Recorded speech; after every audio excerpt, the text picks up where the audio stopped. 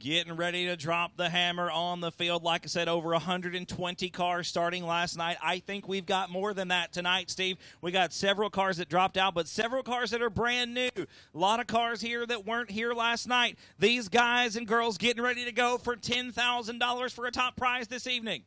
Ready for the countdown, ladies and gentlemen? Here we go. 5, 4, 3, 2, 1. It's time to go racing! Woo! Green flag is out, Steve, and we're underway. Look at Mark Warren on the bottom of the racetrack. Oh, man. And I tell you what, you can't jump a green flag start here. Car number 221. He's going to lead him off down the back straightaway, and that is going to be driven by James Farmer out of Sanger, Texas. So look at this. The wrecker's already on his way. Oh, Corey Neal in a wreck here on the front straightaway. The 511 not going. Boy, it's a bottleneck right here, Steve. They're trying to get through. We got a red flag on lap 1. The problem with Corey Neal is he is not parked on the infield. He's parked way back in the back. So even after he gets his car changed, his tire changed and everything, he's got a quarter of a mile to get back here. Corey's off the track. We're green flag racing. We're going back racing. Jeff Ho, car number 97, blitzing down the front straightaway. He'll take it off into turn number 1 on the rear bumper of the 66 car. 66 last night. He finished the top 25. Here we go. Take it away there, Nick. Look at the 55 on the outside of the back chute there, Steve. We got a car still slow. That looks like the 91 slow car on the back stretch. That is Justin Brahman out of Vale, Iowa. So Justin gets it fired back up. Bucky's rolling pretty good. Actually rolling off the racetrack there, Steve. The 31 machine out early. The 8 car, it's a Camaro last night. He finished the top 25. He's off the track. So I tell you what, it's getting messy already. But you know what? They're running a lot faster. Oh, check out 121. I think he's got the fuel problem issue straightened out on the big wagon. We got another red flag. We got a car crossways into the... Now... Ooh. That car hit the outside retaining wall there, Steve. That looks like it was a lick. The whole right front corner crushed in. He was not here last night, so he's only made about 4 laps so far. I cannot make out the number from here, but there's car number 3. There's a lot of fluid on the racetrack. Car was not here last night. All right, truck number 55. Let me find him. That is... Oh, that's Nick. Nick Rydell out of Sunnyvale, Texas. Now, talked with him today, and... he said he wasn't even going to try to put the fiberglass body back on. Here we go. I don't really blame him. We are back underway. Oh, and our senior citizen, 39, stopped there in the water, got it fired back up finally. We are back underway, ladies and gentlemen. Car number 39, you were just talking about 71 years old. Sponsored by Social Security and Medicare. I love it. I absolutely love it. Ladies and gentlemen, we are setting a real quick pace down here, down the front stretch. There's some interesting cars. Of course, Howard Willis going into turn number 1, your winner from last night, driving the 23 machine. The 33, the Dodge Magnum station wagon. That's Mr. Tyrell Jones, one of my personal favorites, out there on the racetrack right now into turn number 3. Willis slicing and dicing through the heavy, heavy traffic on the racetrack as we come off the bottleneck out of turn number 4. A.J. Dancer went by a while ago. He's got that car hooked up and running really good here. And he's easy to spot. We couldn't find him a while ago. Oh, we've got to the 2 bottom. cars. The 91 car involved, and we're going to see if that's going to go caution. I see the wreckers way back here in the back of the pit area right now. 91's going to try to shove him on around. We've got another car off the top of the track. I think that's a 48 car. Yeah, this is one of those classic obstacle course moments. The drivers have to be cognizant of things that are on the racetrack. And right now, we've got 2 cars tangled up together. I don't know that they're going to be able to move on their own, but they're still stopped at the bottom of turn number 1. All right, so once again, as per usual, we're 3, 4, and 5 wide all the way around the track. It makes for some great racing. If you like your local dirt track Saturday nights, it's crazy, but this is not so crazy. Steve, it looks like my 33, my wagon, gone. Tyrell Jones, leaving the racetrack voluntarily. One of our 2 cars stopped in turn number 1, moving on his own again. Looks like maybe the 161. Car number 91 still sitting over there. Justin out of Vale, Iowa. Justin Brahman. He's going to pull the infield. If he's in the infield, he's good. He's good as gone. We still go, and Justin got it fired back up quick enough to get it out of the way off the racetrack. We are still rolling here, ladies and gentlemen. 3, 4, 5, 6 wide. Howard Willis is off the track in the pit area. Last night's feature winner. And this is not good, man, because he's got a chance to win the $10,000. But the longer he sits out there in the infield, that's not good for Howard Willis. That's right. The harder it's going to be to make up those laps. Now, interestingly enough, Steve, Howard was off the racetrack for about 10 laps last night. So he was 10 laps down on the lead car, came back out, caught that car, passed it 10 times, and was the first to 300. Now, right now, we have no clue for you people that are sitting at home watch this here. We have no clue who the leader is. No idea. We won't know until they get to lap 50. So at lap 50, we'll know for sure who your leader is. Last night's winner was Howard Willis. Second place was Paul White. Got a driver changing that. It's Keith driving it tonight. Keith actually going into turn number 1 right now in the middle of the first set of corners. Now, Keith Lee, he drives a blue and yellow car like that one there, but that wasn't it. I thought I was looking at him.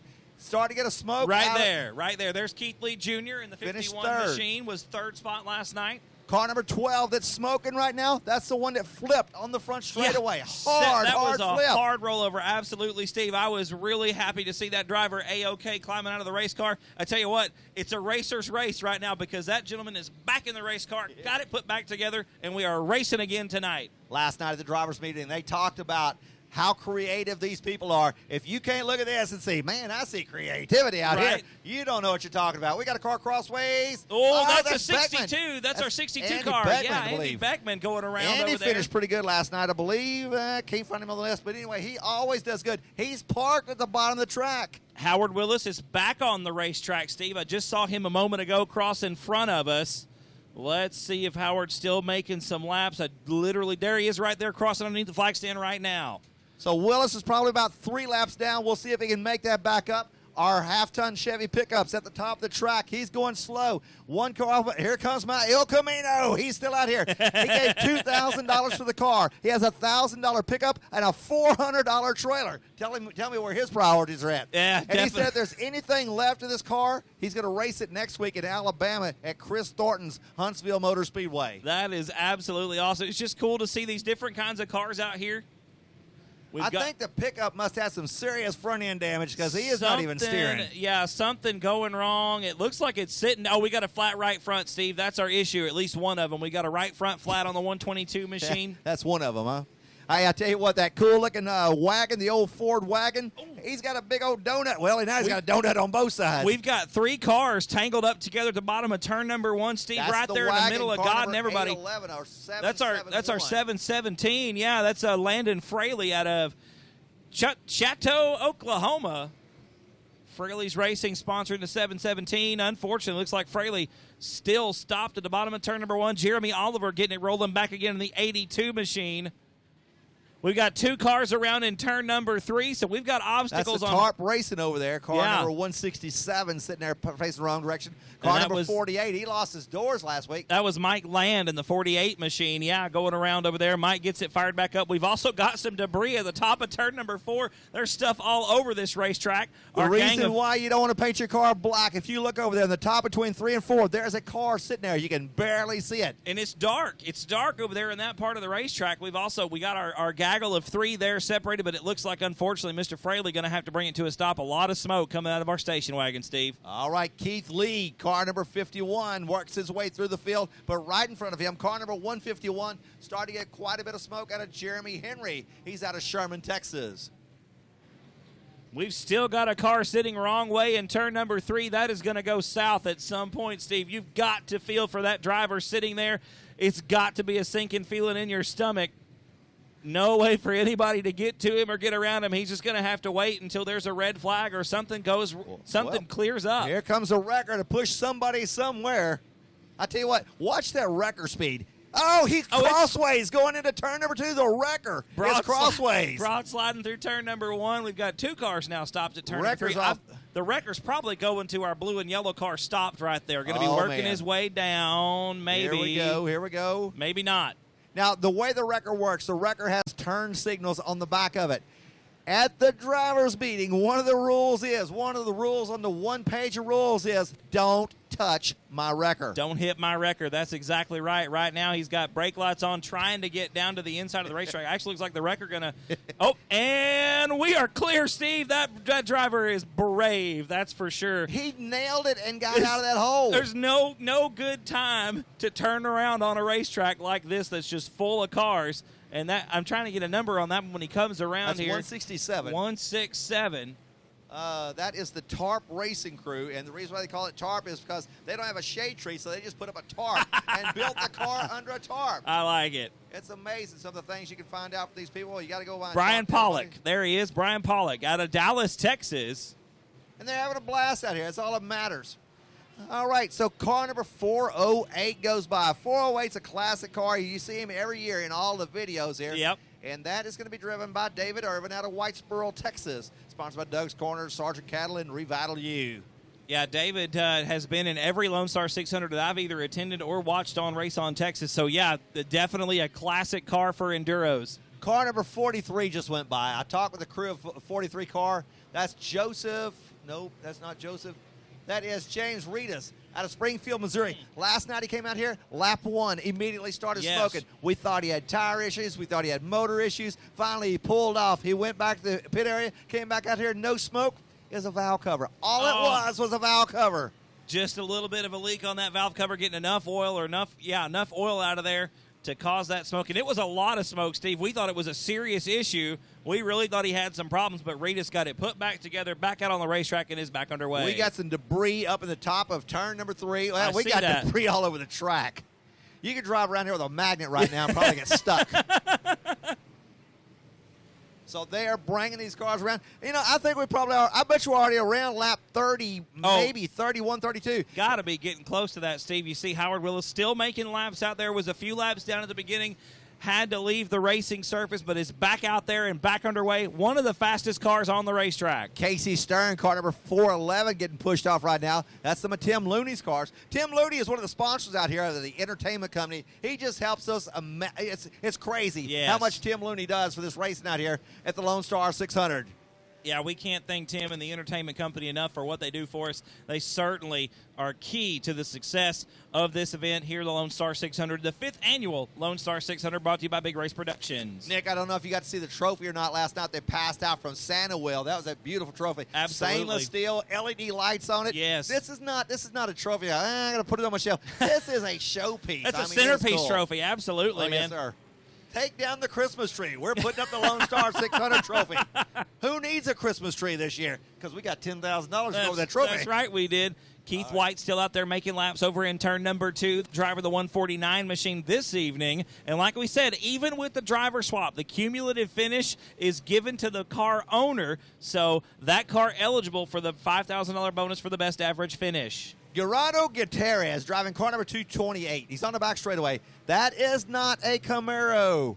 That is a Firebird, he told me. And you can see it's got 4 headlights to come around here. Yes. That's a Firebird. That car was built to race down in Mexico. And what's really cool about it is the racetrack where it raced at, it's got a dog leg on the front straightaway. So you actually turn back right as you get to the flag stand. Well, can you imagine the setup for a racetrack like that, Steve? Could you imagine what the flagman's going through in No. a race car? Oh, lots of smoke out of car number... That's the 111. That's Brandon Hood. That's the 111 out of McGregor, Texas. He's getting heavier on the smoke. Now, last night we had a smoker out here. I don't even see her out here. Car number 31. Oh, yeah. That was a 31. That was Alyssa Smith. out of California. Norco. Well, I talked to her today. There she is right there, crossing right in front of us. She said it wasn't the motor. It was the transmission that burned up. But as she burned the transmission up, she took it all the way to the ground. She didn't. Well, shoot. There's no sense of stopping here a little bit. Absolutely not. You're going to keep on digging. Let her eat. It's already broken. We might as well break it all the way.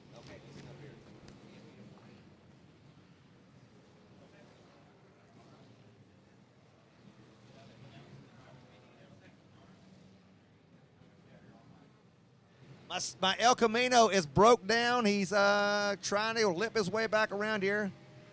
The Bucky's Machine, the Beaver Nugget Special, car number 31, sitting in the pit area. You know, there's so much going on. You can't even figure out. At your local dirt track, you're counting 12 cars. Well, we're down to 11. Yeah. No, sir. It's nuts everywhere out We've here. got well over 100 cars still on the racetrack right now. I guarantee it. There is just action all over the place. And these cars are not slow, Steve. They're fast race cars all around this place. When they start standing up down here, it's going to be because they're at lap 50. And I'm expected to be popping up here pretty quick. We got a car around. I think it's 511 over there. That's one of the goalposts. No, we got a double spin. That's our 005. That's our Impala. We got a red flag. We got a red flag. Hey, you know what? We're fixing to find out what lap we're on. Hey. Kevin Fee, car number 552. He finished in the 17th place last night. We are back green, ladies and gentlemen, once again, back underway here at the 5th Annual Lone Star 600. Roughly 35 laps into this deal. 265 laps left to go. Brandon Smith, car number 121, that big green 1959 Ford is what I found out it is. He is passing people like crazy. Check this thing out as he comes out of the flag stand here. Got the big old surfboard on the top of that thing. He said he has caught all kinds of flack from people for doing that to a car to build a race car out of it. He said, you know, shouldn't have been doing that. He said that car was in such bad shape. And it was a four-door station wagon. He said, who's going to want a four-door station wagon that's completely rusted out? Absolutely. Give it some life. Give it some action. We've got two cars hard into the wall right here, Steve. That's the 150. We are going to go back red flag. That's our lady driver out here, car number 150. That is Shelby Franks out of Texarkana, Arkansas. And I can't see the other number. 551 is the other car there, the 551. I think it's Albertlea is what I got. Minnesota. I'm trying to figure out how far he came down here. We've got another car number 151, heading off the track on a flat. That's Jeremy Henry out of Sherman, Texas, trying to get all the cars fired back up here. There goes Tim Boudreaux, car number 98. Now, Tim did some really nice decorations on that thing. Looks like he went and bought some yellow duct tape today and added to the car. So last year he bought this car for $200, brought it out here, and the car hadn't run in over 2 years. He realized it still had the same gas in it, and it just did not want to run for him. So he brought it out here last night, and he was running up there for the win, but he's not running too strong right now. He did put a power steering pump on it today. Had no power steering on the number 98 car. That's definitely going to help his chances at making some laps because you know you're getting tired with no power steering for 300 laps around Devil's Bowl Speedway. Most of your cars have the driver set back, anywhere from 10 to 18, 20 inches. Tim is sitting below the steering wheel. This car has no adjustment. It is a front-wheel drive. I wasn't sure. It is definitely a front-wheel drive North Star Cadillac, car number 98. That's awesome. Oh, we got a red flag on the track. We got a car sitting the wrong way here, and that is some of the Fraley's cars. Not only is he sitting the wrong way, he's got his bumper pointing out about a 45-degree angle, and I can't see the number. All right. Hey, we're green flag racing. Boudreaux says, let's go, guys. Boudreaux said, let's go, guys. Boudreaux, go. Come on, Boudreaux, go. Now, Boudreaux don't want to go. Oh, that's bad. Oh, Boudreaux. That is going to be rough for Tim Boudreaux right there. All right. Marcel Green goes blitzing by in car number 070. That's one of the 3 Chevy Cobalts out here racing with us. Whoa! Oh, Boudreaux! Oh, go, Boudreaux! Get it fired up, his car hadn't rolled, and it's all the wind that's going by, and so close it's pushed him by. What were those things? Boudreaux! Those the other cars. Boudreaux, it's time for you to go, Boudreaux. We got one around. Masterson around in turn number 2. Complete 360. Come on, Todd. He's fire going up, the Todd, right way. Up, He's firing him up. There we go. He's off and running. Back underway, ladies and gentlemen. That's how we do it. Oh, we've got our Ford station wagon. The 121, and looks like the 815 getting together over there, ladies and gentlemen. Everybody's still rolling. All right. Spielman, car number 281, goes blitzing by the front straightaway. He's got nothing but clean air. He'll go off into turn number 1 and 2. It's getting set up to go down the back straightaway.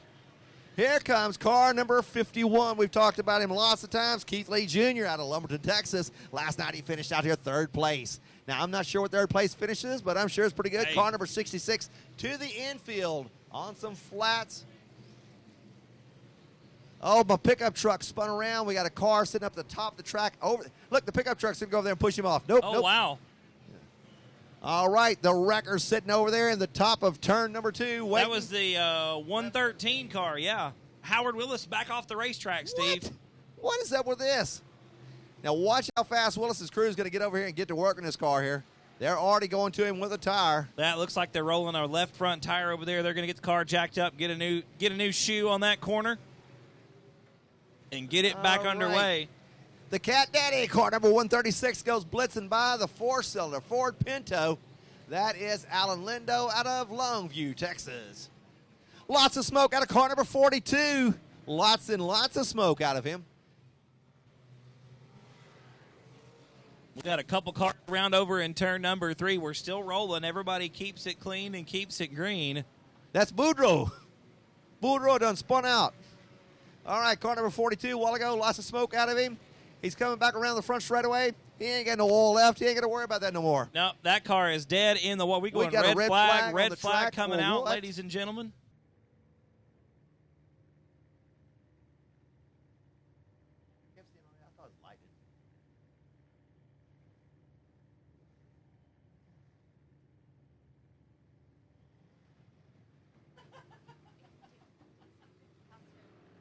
Here we go. Hey, car number 142. We haven't talked about him tonight. Let's see. That is going to be driven by Doug Hearn out of Mineola, Texas. Now, Doug took an old, basically a cop car and built a race car out of it. Now, it's a Northern modified. Right. That's the one with the really fancy rack and pinion he built. I mean, his dad built all the steering on this thing here. Sockets and hex bar, Yeah. Some cool-looking machine work went on this thing here. Now, that back end of the back end of that is basically like an old Crown Vic, correct? That's what it is. That's what it is. Yeah. Okay. Yeah. And in fact, so's the car number 16 just passed the 070 on the inside, and there was about 6 foot through there, and his car is 6 foot 2 inches wide. There wasn't room for the Holy Spirit between them cars, Steve. That was close action right there. We've got a slow car down the front stretch. Looks like the N8, Nathan Sakura, slow into turn number 1. Everybody's still rolling, though. Howard Willis is trying to make up all that time. He's going through the top of turn number 3 and 4, coming down the front straightaway. Car number 23, he's out of just Houston. Remember that last night? Just Houston. Just Houston. Nothing special. Yeah. So Howard Willis, last night's $10,000 winner, trying to go for 2. Now, he's already been off the track twice, so he's lost some laps. But the thing about it is, as fast as his car is, he's making time up. And Howard's make up many laps in his time. You know, this guy's always fast. But even last night, like we said, Howard was off the racetrack for a pretty good chunk of time, about 10 to 15 laps that Howard missed. He had to make those up, got back out on the racetrack, got out there and got it done, and took home $10,000 last night. I had a chance to walk around the pit area, ride my golf cart around the pit area today, talking to different drivers. Howard Willis actually burned up the transmission last night on his car, and they replaced it today. Oh, wow. He also has a new front bumper. His front bumper was folded completely over the top, so they busted out the welder machine, built a new front bumper. Man. It's all good to go.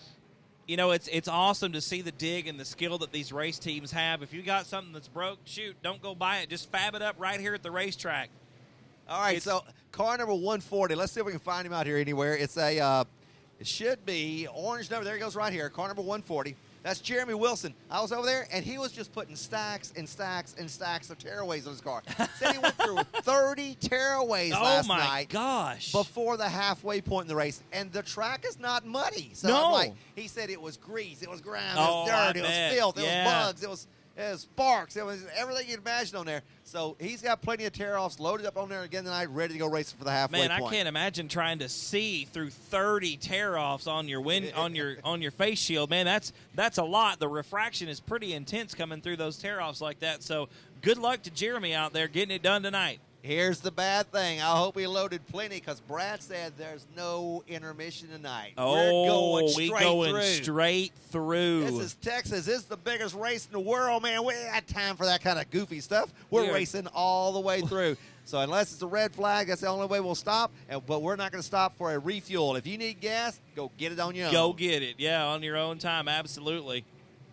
You know, that's going to make it a lot tougher for these guys here as they're having to figure out the gas because last night halfway they refueled. So tonight you're on your own to get your own gas in there. And that's going to be a big deal for some of these guys, these bigger cars. You know, we talked about the Cobalts and the HHRs that are out here, those little fuel sippers. Not all of these cars are doing that. We were talking last night. 999 around on the front straightaway. Oh, that's Triton Temple. We're going to go red flag, ladies and gentlemen. Triton Temple going around right here on the front straightaway. And the 999 machine out of Corpus Christi, Texas. Once again, 15 years of age, our youngest competitor in the race this evening. Wait, it's cool. It's cool. It's 4x4s. Nice. I'm dead serious. Of you know course. what? It's a 4x4. Hey, use there a you go. 4x4. Use 4x4s, You don't absolutely. use a 2x4 or something like that. We are back underway, ladies and gentlemen, still rolling around here. Devil's Bowl Speedway, 51 laps complete unofficially. 51 of Oh! 350. Our lead car, Steve, dead in the water, the 149. Keith White did not take off on that restart, and it looks like the car got creamed. And, you know, that's a car that always never gets damage to it. There he goes, finally rolling. You know what they had problems with last night was brakes on the car. They really did, and he is going to jump off out of the racetrack. Yeah, it's broke pretty good, Steve. There's a lot of damage there on the 149 machine. Keith takes it back to the infield. We'll see what happens, but I doubt that it's going to be anywhere near the top of the order tonight. Car number 172 pulls off the track, and he's got some pretty serious suspension problems on that thing there. He rolls him back into the pit area. So basically what that's going to mean is that Cody Smith right now is unofficially out front with the departure of the 149 machine. Cody Smith still out there in the 92 making laps. And you know what's neat about Cody Smith? That's a Camaro, an old leaf spring Camaro. That goes to show you that anything can work out here. And talk about working. Look how he's coming through around this track here. I tell you what, Steve, the old leaf spring street stock cars and even like the older style late model car, they're not anything to shake a stick at. They get around these dirt tracks pretty good. We got one around in turn number 2, facing the wrong way on a one-way street. I'm looking for Beckman, car number 62. Just crossed in front of us, going into turn number 1. Now, that's a car last night that we watched last night that he just seemed fast. Now, he had some problems, but he's always fast. Well, I found out why he's so fast. He has won like the, let me see it, he has won like the Super Nationals up in Boone a couple, 3 times. So, really? You know, if you can figure that one out. There you go, yeah. Let me see here. Oh, yeah. Oh, no. I'm sorry. Not just once. He's the 5-time Super National Hobby Stock Champion. Oh, my gosh. That should explain quite a few things. That definitely, we're going to go red, ladies and gentlemen. Fast. We got 2 cars around. We got one right in itself. We've got a car facing the wrong way in the middle of the back stretch. 175. And put him back out here. Who in their right mind has a supercharger sitting in their trailer? Nobody in their right mind has that kind of stuff going on. But Ben Benjamin doesn't have to be in his right mind. He has to be in a racing state of mind, and that's exactly where he's at in the 04, the Flying Fedora. Oh, no, your wagon's broke. Car number 33. That's Tyrell Jones in the Magnum, parked in the infield, dead in the water. That is one of my personal favorites. I saw that car walking up here last night and was just blown away at how it looked. A little bit worse for wear at this point, but still a great-looking race car, and I'm sad to see it in the infield. Andy Rose in car number 20. Mark Rose in car number 28 out of Dorchester, Nebraska. I was talking to him last night. He said he's already raced 50 times this year. He drives a late model 50 times. That's a lot of insane. racing. That is absolutely insane. So there he goes by us right now. It's a black and purple, and it looks like a Frozen special here. Car number 28, Mark Rose, goes down the back straightaway. Oh, wow. It's Blessington. It's Anders That's Masterson. That's Masterson and Beckman there. That's Andy Beckman, your this is 5-time tough. Super Nats Hobby Stock champion. Car number 9 in the wall. Masterson, I don't know what happened. I mean, they just hooked up, and they would not unhook. Yeah. Now, not only that, but I was looking at this car a little bit closer. All the side is plate steel. That's not sheet metal. Oh, That is wow. plate steel. You know, you got to have weight on these cars. Yeah. Make it count. There it is, absolutely. Trying to protect that fuel cell as well. Yeah, dual purpose there. So Beckman killing 2 birds with 1 stone. 25, lots of smoke out of him, and that is going to be driven by Chad Ashford out of New Waverly, Texas. I'm sorry about taking so long to try to figure out who these drivers are, but it's not like your normal dirt track. I can go to my normal racetrack, and I know 80, 90, maybe 100 people that sometimes I don't even bring my sheets with me to the infield. I can't do it here tonight. There's so many of these cars, and a lot of these drivers we don't know. They're just rolling around the racetrack. They're all over the place, and you find a car on the track, and then you got to find the information for the driver. Jeff Hogue goes by in car number 97. He'll go down the back straightaway. Really, his car, he's told me his wife painted his car. He said, look, you just paint it whatever color you wanted. Isn't that sweet? But you know what? You can spot that car anywhere out there. That's the beauty of the color of that car. I guarantee you that if Mrs. Jeff is scoring that car, she painted it that way so she could see it. You know it. You know, you think, man, I'm going to paint this car yellow so it'll be bright and stand out. Something. Not no more. No, there's a whole bunch of yellow cars out here, Steve. Whole bunch of white ones. Mark Warren picks his way through a lot of traffic on the back straightaway. Our wagon is around in turn 3. That's a 121. Trying to get it back going again. Everybody going to have to go around. Look at that. We are back rolling. And, you know, usually if you turn around there, you just take your time gently. No, sir. He says, I got a big wagon. I'm coming through. Watch out, coming through. Things to do, places to be, and people to see. We are keeping it rolling. That was nuts, man. Yeah. And hey, well, we're going to see if AJ Dancer can do the same thing with the Black Sheep crew. Absolutely does the same That's thing. the Black Sheep, not the Prancer Dancers. Oh, okay. No Prancer Dancers. It's the Black Sheep crew. Well, they've got AJ rolling, and he's doing good down there around the bottom of turn number 2 after being stopped over on the other end of the track for just a few moments. Howard Willis once again at the top of turn number 3.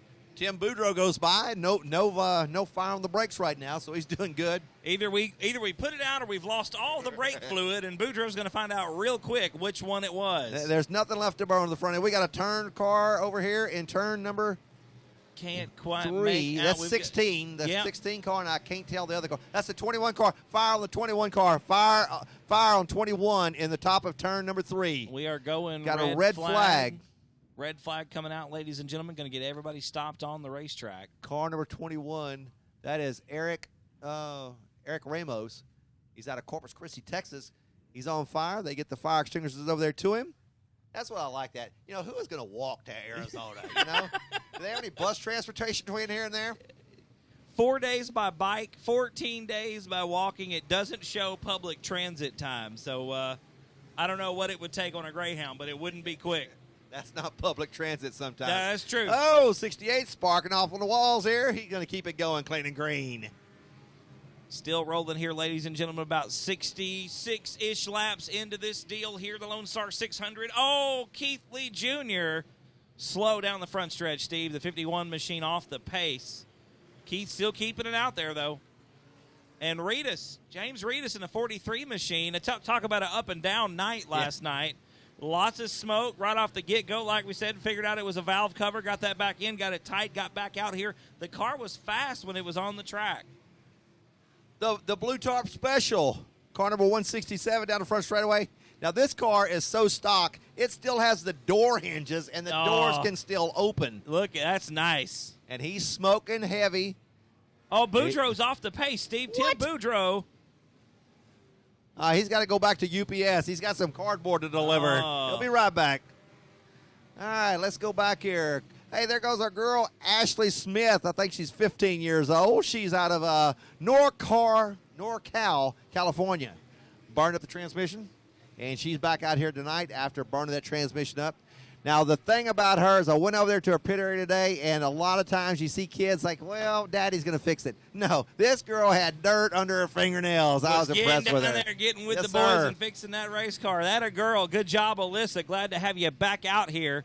And I tell you what, she showed that no-give-up drive last night. We saw all the smoke poured out of that car. She knew it was going. We knew it was going. She drove it till it was dead. This isn't her first race ever. She started racing when she was 7 years old Oh, on my motorcycles, goodness. moved up to mini sprints, and when she was 9 years old, moved on up to, she said she runs factory stocks and now street stocks out in Oh, California. my goodness. And she says, only on dirt. That a girl. Good All job, right. Alyssa. Oh, we got a round one. He's going Oh, around that's the Tom Smiley's car. Lorenz. That's the 84 machine. It's a self-clean. Oh, no. I thought it was going to be a self-cleaning up. Oh, 92's involved. Oh, that's our unofficial leader. That's Cody Smith there in the 92 machine. Along with the 003, the 1954 Chevy Yep. right here. Let's see. Here we go, back green flag racing. Jeff Ho, car number 97 by you. The 430, here we go. Beckman, car number 62. He was involved in an accident earlier, and he's got his car fired back up and running. The 84 car, which spun out, that's the Smiley's car, heading back out onto the track. He'll get blended back in. We got a car slow coming off of turn number 4. That is the 155 car, 1155. That's the bad thing about having numbers that you can't read. It Yeah. kills the announcers up here. Black on blue isn't the easiest thing. Oh, we've got a big pile, big mess over at the top of turn number 3 and 4 there, Steve. I see a wing on one of them. Yeah, we I got see red it looks flag. like 81. red flag conditions coming back out to the Speedway. Yeah. You can see, I mean, how shiny. Yes. That the green light back on. It came on as I was pointing at it. That green light flashing there as just shows you how slick and absolutely. This track's getting rock solid hard. We are back underway, ladies and gentlemen. Probably 70 or so laps completed here after that last green flag. We are back at it. Lots of top cars. Looks like our 92 machine still rolling. That's Cody Smith driving the 92 car out here tonight. Was one of the top cars unofficially. Can't stress that enough. All right, car number 140 goes by there. That's the Sandy Weld Company. The Sandy Weld Company, they do some really cool stuff. I've got a little plasma cutter in my house, and I was talking to him about it a while ago. Mine's about entry level. Theirs is like $250,000 level. Oh, it's a laser cutter. my. They do some really cool stuff. They made the trophies here, and it says it's just amazing. It's a piece of stainless steel. It's got LED lights worked into it. So not only are you going to get $10,000, you're also going to get a really, really cool trophy from Sannywell. If you need any kind of really cool-looking metalwork, I mean, they can do not just stainless steel stuff. Sure. He said they can do some big stuff. So whatever you need from Sannywell, they're out of Houston, Texas, one of the official sponsors here. Okay. Oh, all right. Okay. I thought that was Sannywell coming in here. Okay. All right. So anyway, we got great racing action going on out here. We got a lot of great sponsors. First Class Septic. What can you tell me about that? That's Tyler Erb, isn't it? I believe it is. I think so. Yeah, I believe it is. Tyler Erb, I think he just picked up a big win in his late model here. But we ain't worried about late models right now. Right. We're worried about the Lone Star 600. We actually have a couple of older late models, I would say, out here in competition tonight. Of course, we've got the one that out of Nebraska that wanted a late model, so we just put a late model body on a limited modified. And then you've got the older late model with the older driver, sponsored by Social Security. Absolutely. Car number 39. Let's see, who is that? Make sure we got the right guy on there. Car number 39. Where is he at? That is Troy Batson of Wichita, Kansas. Oh, 68 sparking again. That's down the second time. Second time he's throwing sparks on car number 68. You'd think he'd figure out where that wall is by now. Well, I think he's trying to, if he gets enough spark, it might take the oxygen off the fire from the catfish farm and knock the fire out. Howard Willis back out on the racetrack, Steve, after losing all that, what we can only suspect is transmission fluid, back out on the racetrack, making some laps. You see they've got the sheet metal pulled off. All right, car number 851. He finished in the 12th spot last night. He's coming out of turn number 3. Into turn number 4 right now. He'll be coming down the front straightaway.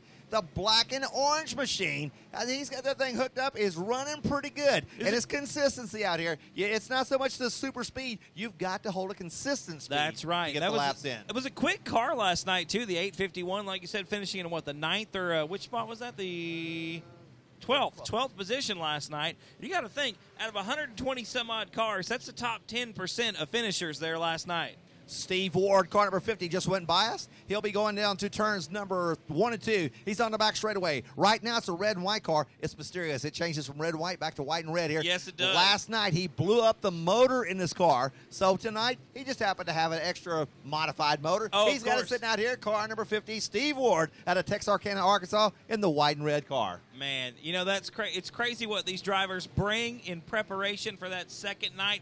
They know that they're going to be putting these cars through the crucible, essentially a torture chamber of racing out here, just lap after lap after lap after lap at Double Full Speedway. Car number 33, he's back out here in the Magnum. Tyrell back out on the racetrack in the 33 machine. Uh-oh, we got a car that's slow here. Car number 430 running slow. He done blow the tire off that thing that there. one's gone. He's trying to get the infield. It's not only flat, it is gone.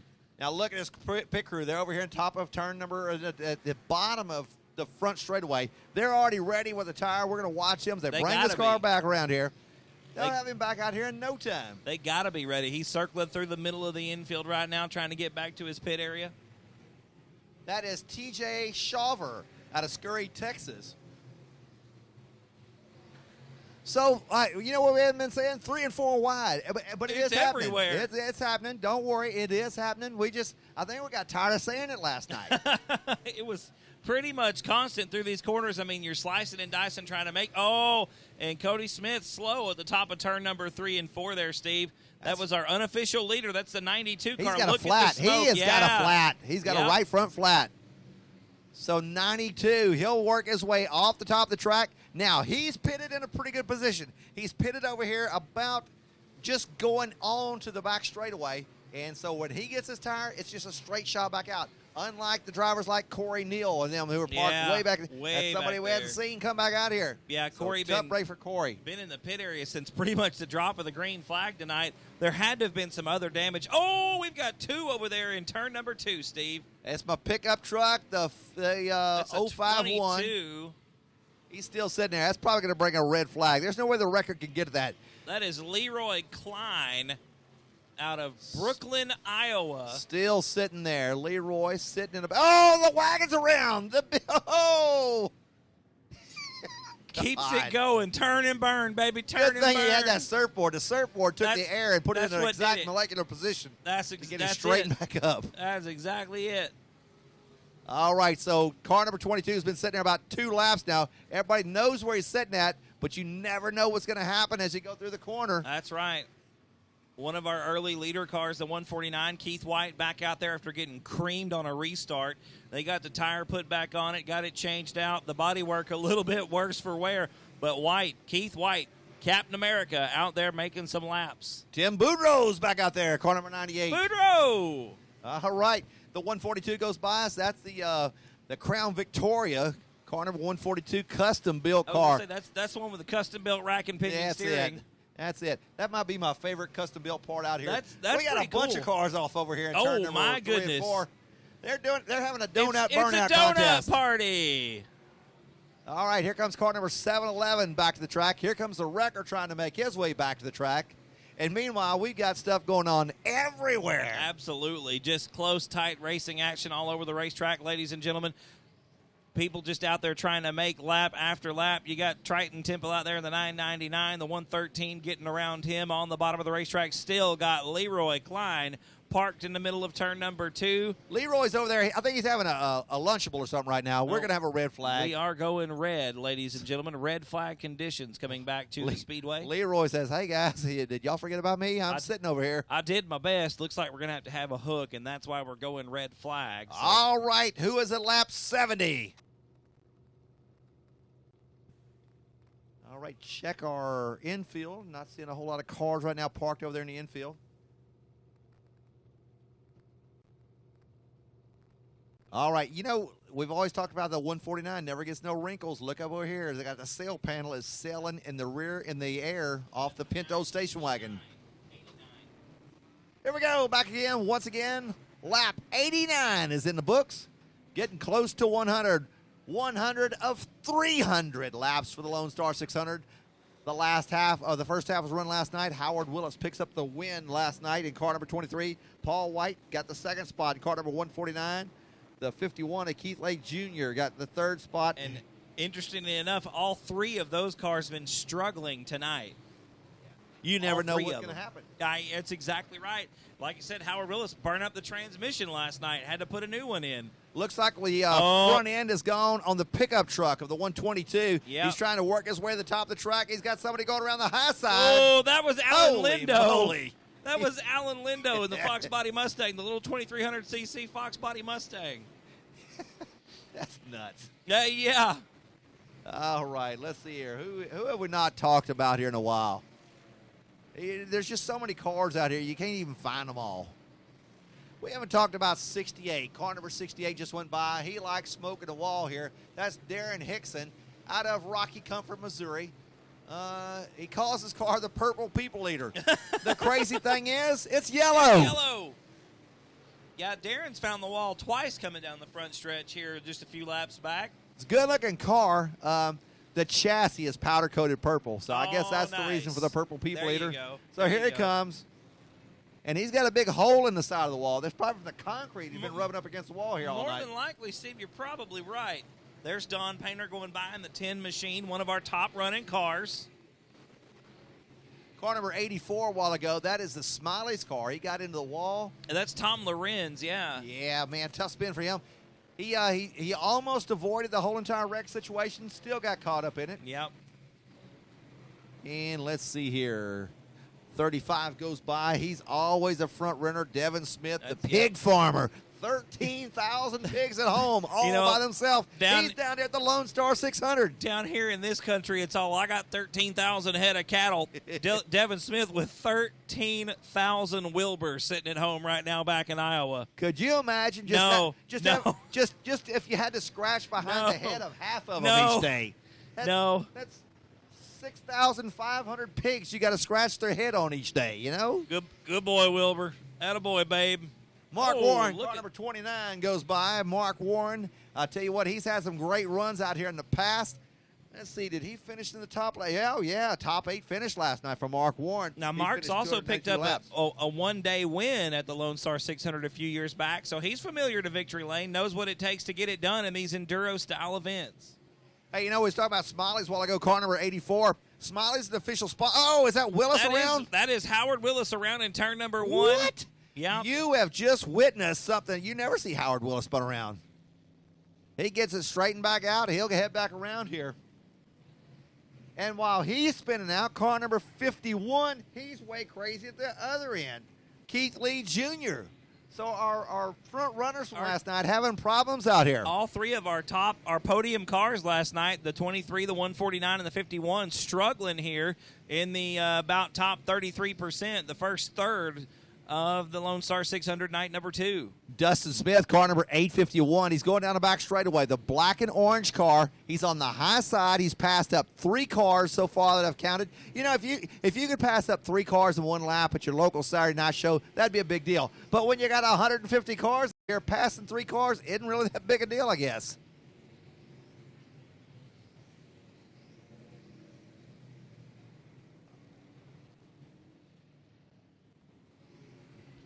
Still rolling, keeping a pretty good pace, Steve. I think the pace a little bit quicker than what we saw last night, but if you look at the racetrack, it's a little bit dustier than we saw last night, too. A little earlier on, we're roughly 100 laps through this thing. 48. Another car throwing sparks. Got the 48 of Mike Land, one of the drivers out of Waco, out of the heart of Texas area. Mike, a street stock competitor out there, gets it back on the racetrack, but she's a little bit worse for wear there, Steve. Most of the bodywork is gone. Body work doesn't mean nothing out Not here. a thing. Oh, poor Triton Temple, the 15-year-old out of Corpus Christi, Texas, off the racetrack now in the infield, maybe trying to find his way back out onto the surface. Problems for the 999. That car purpose-built for this event. Boudreaux's off the track on the infield, and the problem is he's pitted on the high side, so that's not good for Boudreaux. No. He's finding himself parked over there. Keith White, Captain America, making laps in a 149 machine. A great shot at the broadcast there just on the inside of turn number 3, looks like. Back out to the full track view here. You see a bunch of cars going down the front stretch. Howard Willis there, the orange wing on top, the 23 machine. Your winner from last night now going 4 wide through turn number 2. Down the back stretch into turn 3. You can see all the different configurations of race cars. We pan over into turn number 4. Lots of Camaros out there, lots of GM metric cars. Cody Smith there, the 92. Earlier, one of our unofficial leaders in the yellow leaf sprung Camaro there with a little mini sprint wing on top of it. There's Mark Warren in the 29 working the bottom side of the racetrack. Good, big group of cars there, Steve, as we get a good shot from the infield there coming through turns 3 and 4. All right, fire's still burning over there at the catfish place. So if you want to just cook catfish, it's cooking over there right now as we speak. We know where to get it. That was about 5 wide there off of turn number 4 that time around. Look, it's still a good group of cars through turns 1 and 2. They're 3 wide, about 2 rows deep. All right, Spielman, Joe Spielman, car number 281, down the front straightaway. As he carries them off into turn number 1 and 2, they go 3, 4 wide as they go down the back straightaway. Let's see, car number 5. Front-running car from last night. That is Tyler Narada out of Dorchester, Nebraska. It's the late model that I thought was a late model. It's actually nothing more than a limited modified with a late model body on there. Said he always wanted one, so he made himself one. Yeah, Bill one. Car number 005. That's our Impala from last night. He did a pretty good run out here. Trying to find him. That is Andy Waller. And Andy is out of Lamar, Colorado in car number 005. Let's find out where Lamar, Colorado is. All right. I tell you what, it's getting busy on the front straightaway. Okay, the car that was built for the dogleg racing down in Mexico, he has lost the right side door. You don't need that. This way you can see the driver even better. Yeah. Race on Texas has it where they took the door off. This way you can see the driver. What's going on in car number 228? That's all for you folks at home trying to get a better view of the driver sawing on the wheel inside. Now, that was our car that was built for that track in Mexico. They had a dog leg down the front straightaway. Had 2 right side tires go flat on him earlier. Oh, and just as we talk about him, Steve, there he goes around in turn number 1. Arriba! he nails him back up, and he's still going. On we got one around over here in turn 1, boy. 2, spins twice. Keeps it going. It's got a yellow wing on it. I don't know which car it is. He's coming back to the track. Let's see who that is. That is the 101. Or 701. That's the bad thing about these guys. They're not. They don't like announcers. No. Don't care if we can see it or not, but if we get it wrong, they're sure going to let us know about it. I tell you what, Lamar, Colorado, our shortest tow that we've talked about so far. 595 miles, a drive time of 9 hours and 16 minutes. Moving the monster truck tires over here. Your Nate car. That is the N8. That is Nathan Sakura, street stock racer up at He punched Hearn, the monster Texas truck Speedway. tire. Yeah. And when he punched it, it moved about 20 foot. Now, that's hanging off the rear bumper. That's the rear bumper that's hanging out the back end. He says, hey, man, I'm still here. Nate's going to fire it up, and he's still going to keep on dragging that rear bumper. Well, maybe not. He said, guys, why don't we rotate directions and let's race this way for a while. Let's go this way. I'm set up for it. Oh, look at this guy. He's got sheet metal over the top of the car. I'd tell you what number it is, but he's got the sheet metal high in the air. 128. Who's in the 128 machine? That's a car that wasn't here yesterday. 128. 128.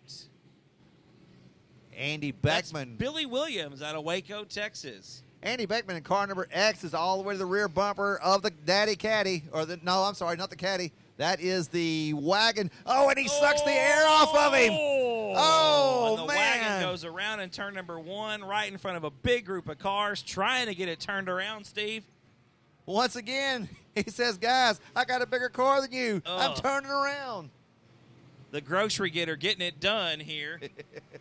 He has got an LS engine in there. Like I said, I was talking to him this morning at the Waffle House. This is what's cool about the Lone Star 600.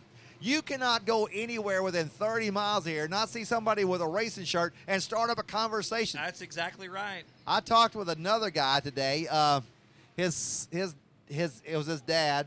I didn't catch the guy's name, but he drives a Holy Moly chassis. We talked racing for an hour there. That's awesome. You know, I thought I could talk about stuff. This guy was talking about it. It was cool. I enjoyed it. Oh, lightning over there. Yes, sir. And as it lightning, we've got That's a 3-car pileup.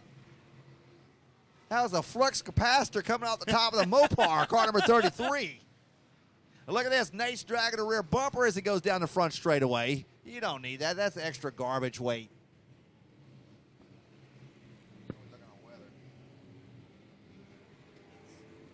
Seems like it's kind of going around. I think it's going to go. Staying west of us, but I don't know. Right. Mark Warren off the track. There's another car. It's a black car coming back to the track. It's not a black car. It's a red car. I can't see the number. That is the number 1 or number 1111. Number 1, 3 slashes of duct tape. We're not sure what it is. If you want us, look here, for 2019, yes. If you want us to talk about your car, come with a car with numbers we can read. Please make your number legible. Absolutely. It's hard for me to figure out who you are if I can't read what's on your car. Still rolling. Got one coming off the top of turn number 4. That looks like the 19. And all exiting off the top of 4. Oh, wow. Everybody. And they're all coming back. It's a herd of them. It was Howard Willis in that, wonder what along is- with a 92 car. Wonder what's happening over there, Steve. Maybe there's some fluid down or something, or I think one goes there and says, hey, follow me, boys. Let's go. good shot down the front stretch. Ladies and gentlemen, cars coming right into your living room as we make one more lap here at the Lone Star 600. That's a beautiful shot right there. Isn't that awesome? I went down there last night. We were selling 50-50 tickets. Remind me, we got to sell 50-50 Yes. tickets. But I went down there last night to the front straightaway, and as I was down there on the front straightaway, I didn't realize how fast these cars are going. Oh, My they're track flying. at my house is a quarter-mile track. This track, half a mile. Yep. So basically what's happening, where they're backing out at the end of my straightaway, they're just getting the halfway point. Oh, Andy Beckman hard into the 48 machine. Mike Land going around off the racetrack.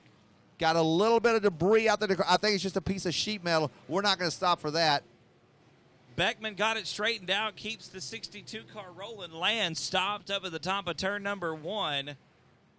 And that looks like a lot of Land's bodywork over there in the top, in the middle of turn 1. Once again, another great shot down the front stretch, ladies and gentlemen. Cars coming right at you, right into where you're sitting right now if you're watching at home on raceontexas.com. Back out to the full track. All we right. go into turn number 1. Your boy in the Magnum wagon. The sheet metal starting to come loose on here. You know, you've got 400 laps on these cars now. Sheet metal is starting to wear out. 400 laps, that constitutes about a year and a half of racing that we've done here roughly. in 2 days. Yeah. So. Oh, your El Camino going around in turn number 1, Steve. That's your boy right there. Oh, oh! Big pileup on the front straightaway. Fire, Oh, fire, we've got fire. a big fire.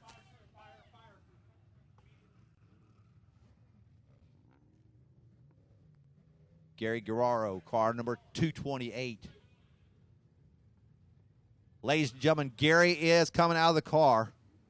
Give him a round of applause, ladies Gary's and gentlemen. out of the driver car. out of the race car.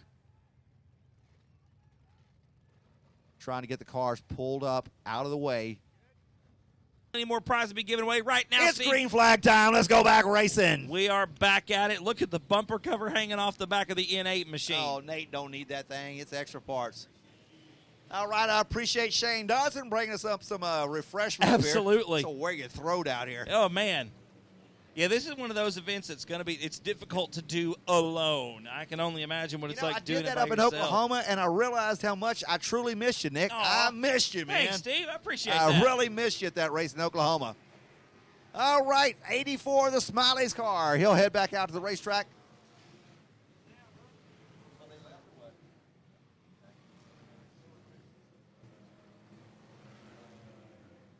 All right, our little car number 136, they go 4 wide down the front straightaway.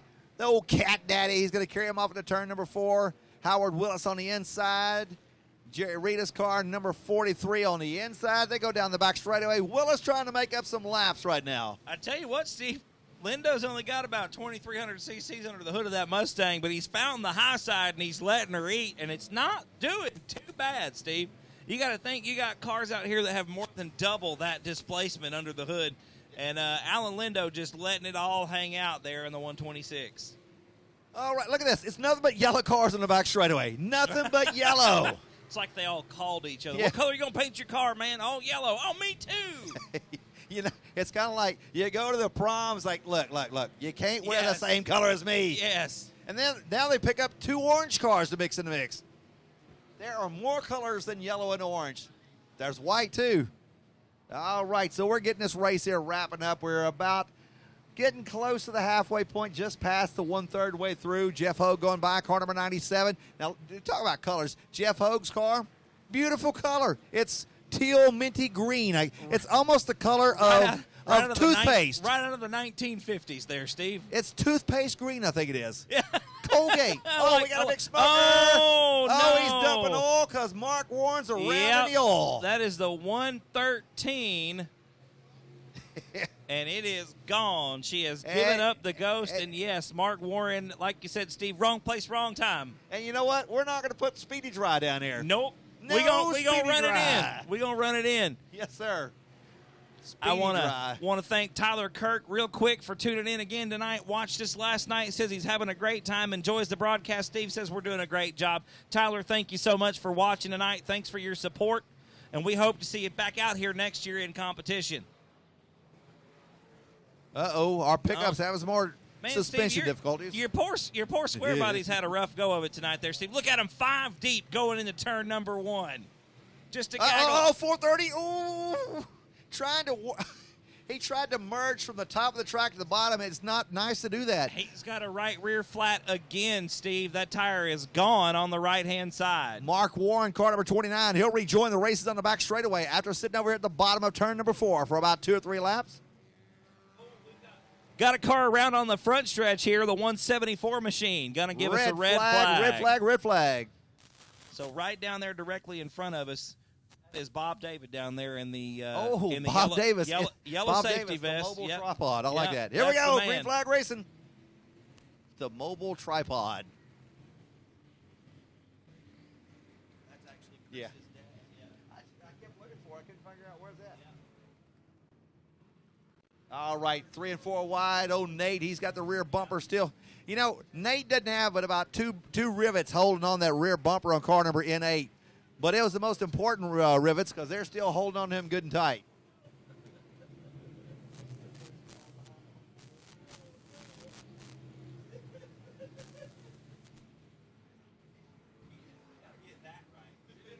Constantly looking to see what's going on. There's so much going on this racetrack, you can't really pick it all out at one time. You know, I went through the pit area tonight trying to find different things that happen in different cars. Some of the cars out here, like Daniel Soto, car number 444, he broke a ball joint. Derek Wilson out of Chanute, Kansas, he broke an axle, and that's about it. Jeremy Wilson, the 140, 30 tearaways in this car here. Wally Battison, he only broke a radiator hose on car number 751. Hey, Howard Willis, a transmission. That's not too bad if you're only breaking a hose, Steve. Oh, we've got a big pileup starting to shape up over there in the first corner. The 81 had gone around a moment ago. That's the 101 going around as well. Looks like everybody's going to shake it out. We're going to stay green. You know, we talked about Paul White's, which would be Keith White yep. tonight. Last night, his air filter came off. And when the air filter came off, not only did the air filter come off, it allowed dirt, dust, Yeah. right, everything. So they had to replace the carburetor. The carburetor was so full of garbage, they just replaced the carburetor. Now, the problem is once you get through the carburetor, then it goes down to the intake, through the valves. They don't know what other problems they got. We got another smoker here coming off of turn number 4. Is that the same car? There's no way. He's still rolling. That's the same car, Steve. That's the 113. We're going to drive it till it quits. It ain't going down till the sun comes up. Here he goes, car number 113. He's out of here. Taking it back. Yep, taking it back to the pit area. So there goes the 149 car, the little Pinto-looking car. Like I said, with no air filter, it's not healthy to drive your car on the street. With no air filter, it's detrimental to your motor to drive it out here in all this dust. Yeah. Do we know about what lap that happened? How many laps they run with no cleaner on He it? said it's right close to the end of the race, and they did not change the motor. All they changed out was the carburetor. Oh. So. Well, it seems to be ticking them off okay here, Captain We got a America. spin. Oh, we got a big one. And right in front of the group with Keith in it. Keith White navigating through. Everybody going to make it. Boy, that was close. You know, at your Saturday night show, you say everybody makes it. When you say everybody makes it, you still got another 100 cars coming at you. They're not going to stop coming either, and I think that is the 54 car. Oh, big pile up. Oh, big one over here in turn and number the 4. 851, one of your leaders is involved. Car number 851. She told me that. So right now, let's see. We got 1, 2. We got 2 cars right now out of highway on the lead lap. Here we go, back racing. So the racetrack's all cleaned up, clean and green. We'll go back to see who can get their car to the front. There goes a 35 car by you right now. I told him, I said, man, that car's got every color on it, and the problem Just is about. it disappears. It's like camouflage of colors. Hey, your square body pickup's back out there, Steve, going into turn number 1. It's got a purple right front wheel on it now. There's no telling whose tire that was. Now, the way it works on your tires, you have to have some color on there. No black tires in case you lose a tire. Now, I wonder if that's on both sides of the tire, because if your tire is turned over upside down, that's still no good. That would be an issue. I'll tell you what, though, brother, I see a bunch of black wheels out there with nothing on them whatsoever. So, going to be some hard stuff to see, that's for sure.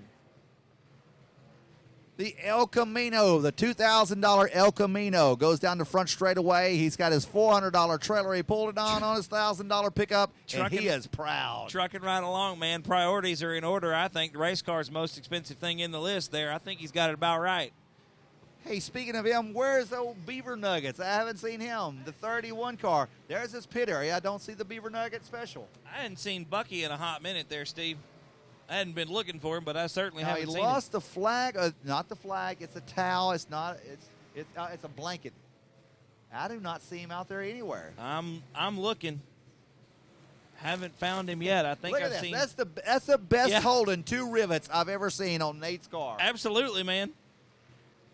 So that rear bumper cover has been hanging on for about 30 laps by 2 rivets. Apparently, the other 14 rivets wasn't any good, but those two were great rivets. They're made like the Rock of Gibraltar. Now, car number 51. Last night he finished in the top 3. We've got 2 of them around in turn 2. Still rolling. It's the 121. That's our Alyssa. We're still spinning. We're getting back green. It's all clean and green.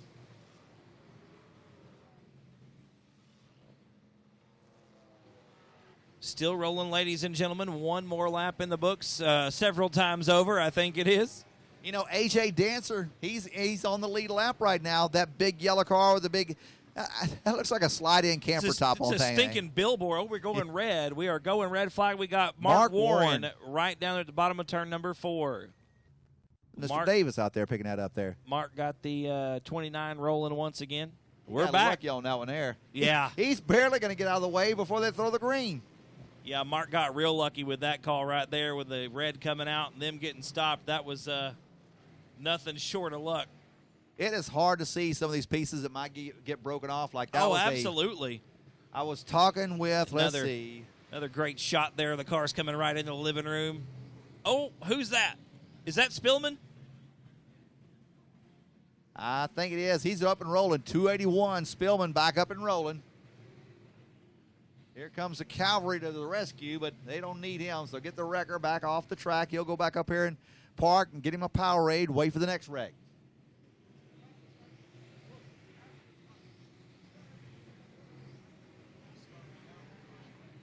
So the 121 car, good-looking station wagon. Saw him this morning over there at the Waffle House. That is Brandon Smith out of Ada, Arkansas. Last year at my motel, I walked out and I smelled gear oil, and come to find out the gear oil I was smelling, they were rebuilding the rear end of the car right outside my room at the motel. You know that? That's cool. That is cool. And this guy, he does a little bit of it all. He's got about 3 solid weeks of work in that body car on that car. I bet. If you go up and see it, it's not just green. It's actually a metallic green. Really pretty color up close. AJ Dancer goes by you once again, one of your current leaders. And like I said, none of this stuff's official right now. Right. The 158 crossing the start-finish line right now, that's Richie Robbins. That's another one of our lead lap cars. I tell you what, kind of a sleeper car. Richie got just a regular old white leaf brown Camaro. Got a little wing on the back of it. Nothing too crazy, nothing real outlandish, but that car's just been ticking laps by all night long, Steve. It's been quick, too. Andy Beckman, car number 62. He's another one of your leaders. He's out of Sac City, Iowa. And he's always a tough competitor. He knows a way to make this stuff around. Of course, if you win the Super Nationals of 5 times over, no less. Yeah, you got something going on. But the back of the car is well, the whole car is crazy, but the back of it is completely round. He can take a pretty good shot from any direction, and it's going to be staying the same. Car number 152, it looks like the rear suspension is just starting to fall out from below the number 152. Is that our custom-built modified? Yeah. It is sagging a little bit low there on the back. Yeah, I'm trying to find his name, but we don't have him. I'll tell you what, next year I will have a spreadsheet like you would not believe. We're going to have this here. I'm going to figure this out, how to do this here. This is crazy trying to do this here. Every time the 701 comes around, he's got a yellow light. I guess it's an oil pressure light or something on the dashboard. It looks like the car's on fire every time he comes around here. I've looked at him several times, and it's okay. Lightning McQueen, car number 95, just gets a good shot up there on the top of the track. Now, last night, the 95 car, let's see, where did he finish at? He did pretty good last night. He finished the 6th spot. That's Ken Boatman. Here comes our figure 8 special, car number 316. He's trying to stay up there in the lead area, just out here making laps. I think he's out of Sacramento, California. I tell you what, Steve, one I just noticed for the first time, the 515 looks like an old Nova. It's a yellow car going down the back straightaway into turn number 3.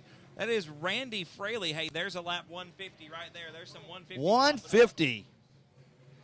And it's about 3 or 4 cars. You know, this is close. We were just talking about Ken Boatman, Steve. Ken comes off of turn number 4 and smacks the wall with the right side of the 95 car. That's him pulling off at the top of turn number 2. Ken hit the concrete hard coming off of turn number 4. The 92 car down the back straightaway, as he came down here, he was loose. And that's kind of unusual for him. He usually keeps that thing going the straight direction.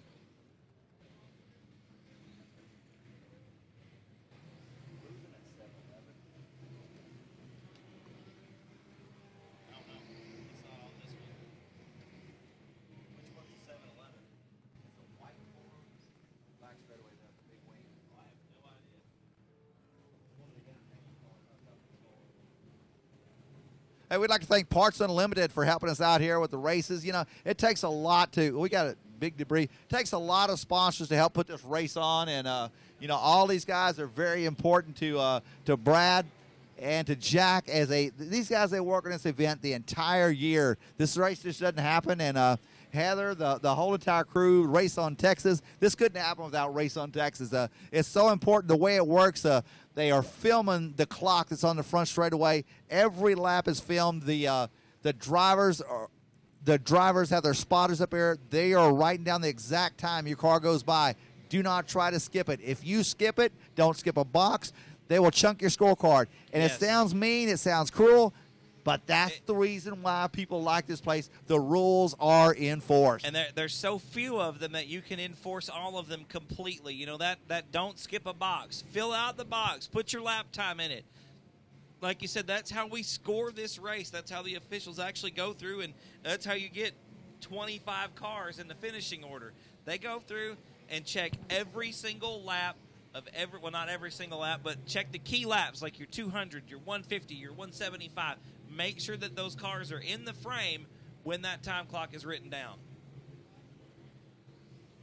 There's the 149 coming off of turn number 4. Keith White behind the wheel. Got a lot of debris in the top of turn 3 up there. Yeah, we do. We do. We've got quite the metal pile. That's all right. 84 just tried to move most of it at one shot. Right through it, absolutely. Thank you, Mr. Tom Lorenz, for cleaning that up for us. Getting cleaned up as we go. You know, tonight's race has been a lot faster paced than last night. We had a lot more red flags. I don't know what the deal is. We got some of our cars just not out there running right now. But as the attrition starts to take the cars out, the speed picks up. Yeah, we talked about that a little bit last night with the increased space on the racetrack. You can definitely pick up the pace just a little bit, and it'll get faster and faster as the night goes on, ladies and gentlemen. We'll be dropping some cars. They will break down. They will crash. We will lose some more, and it'll only get faster as the night continues. Tyrell Jones out there still making some laps in my Magnum wagon, the 33 machine, of course. Keith White driving the 149 down there on the front stretch. Oh, we've got some good close quarters racing. Todd Masterson and Tyrell Jones rubbing doors down the back chute into turn number 3. Scooter Manchester in car number 402. He's part of the Santa Will team. Him and his dad both out here racing. The 402 right now is in the current lead section of cars. And so we're going to see, you know, who is going to be up here for lap 300. Oh, Beckman around. Andy Beckman around. Howard Willis. Oh, over the top of Howard Willis's car. Oh, the 51 car is in that wreck along with them. Randy Emery, car number 40, is up there in the front. The 35 car, that's one of our Sac City, Iowa cars here. That's Devin Smith. That's the pig farmer. That's him. 73, he's out of Chinook, Kansas. I know that for sure. Yeah, that's Tim Van Gotten, car number 73. Car number 10, Painter, Don Painter. And then 158, that's Richie Robbins out of Waco. All right, so that's your top 5 right now. Keep it going. Keep it going. Where did they bring Howard Willis to? They took him out the back. I don't know why.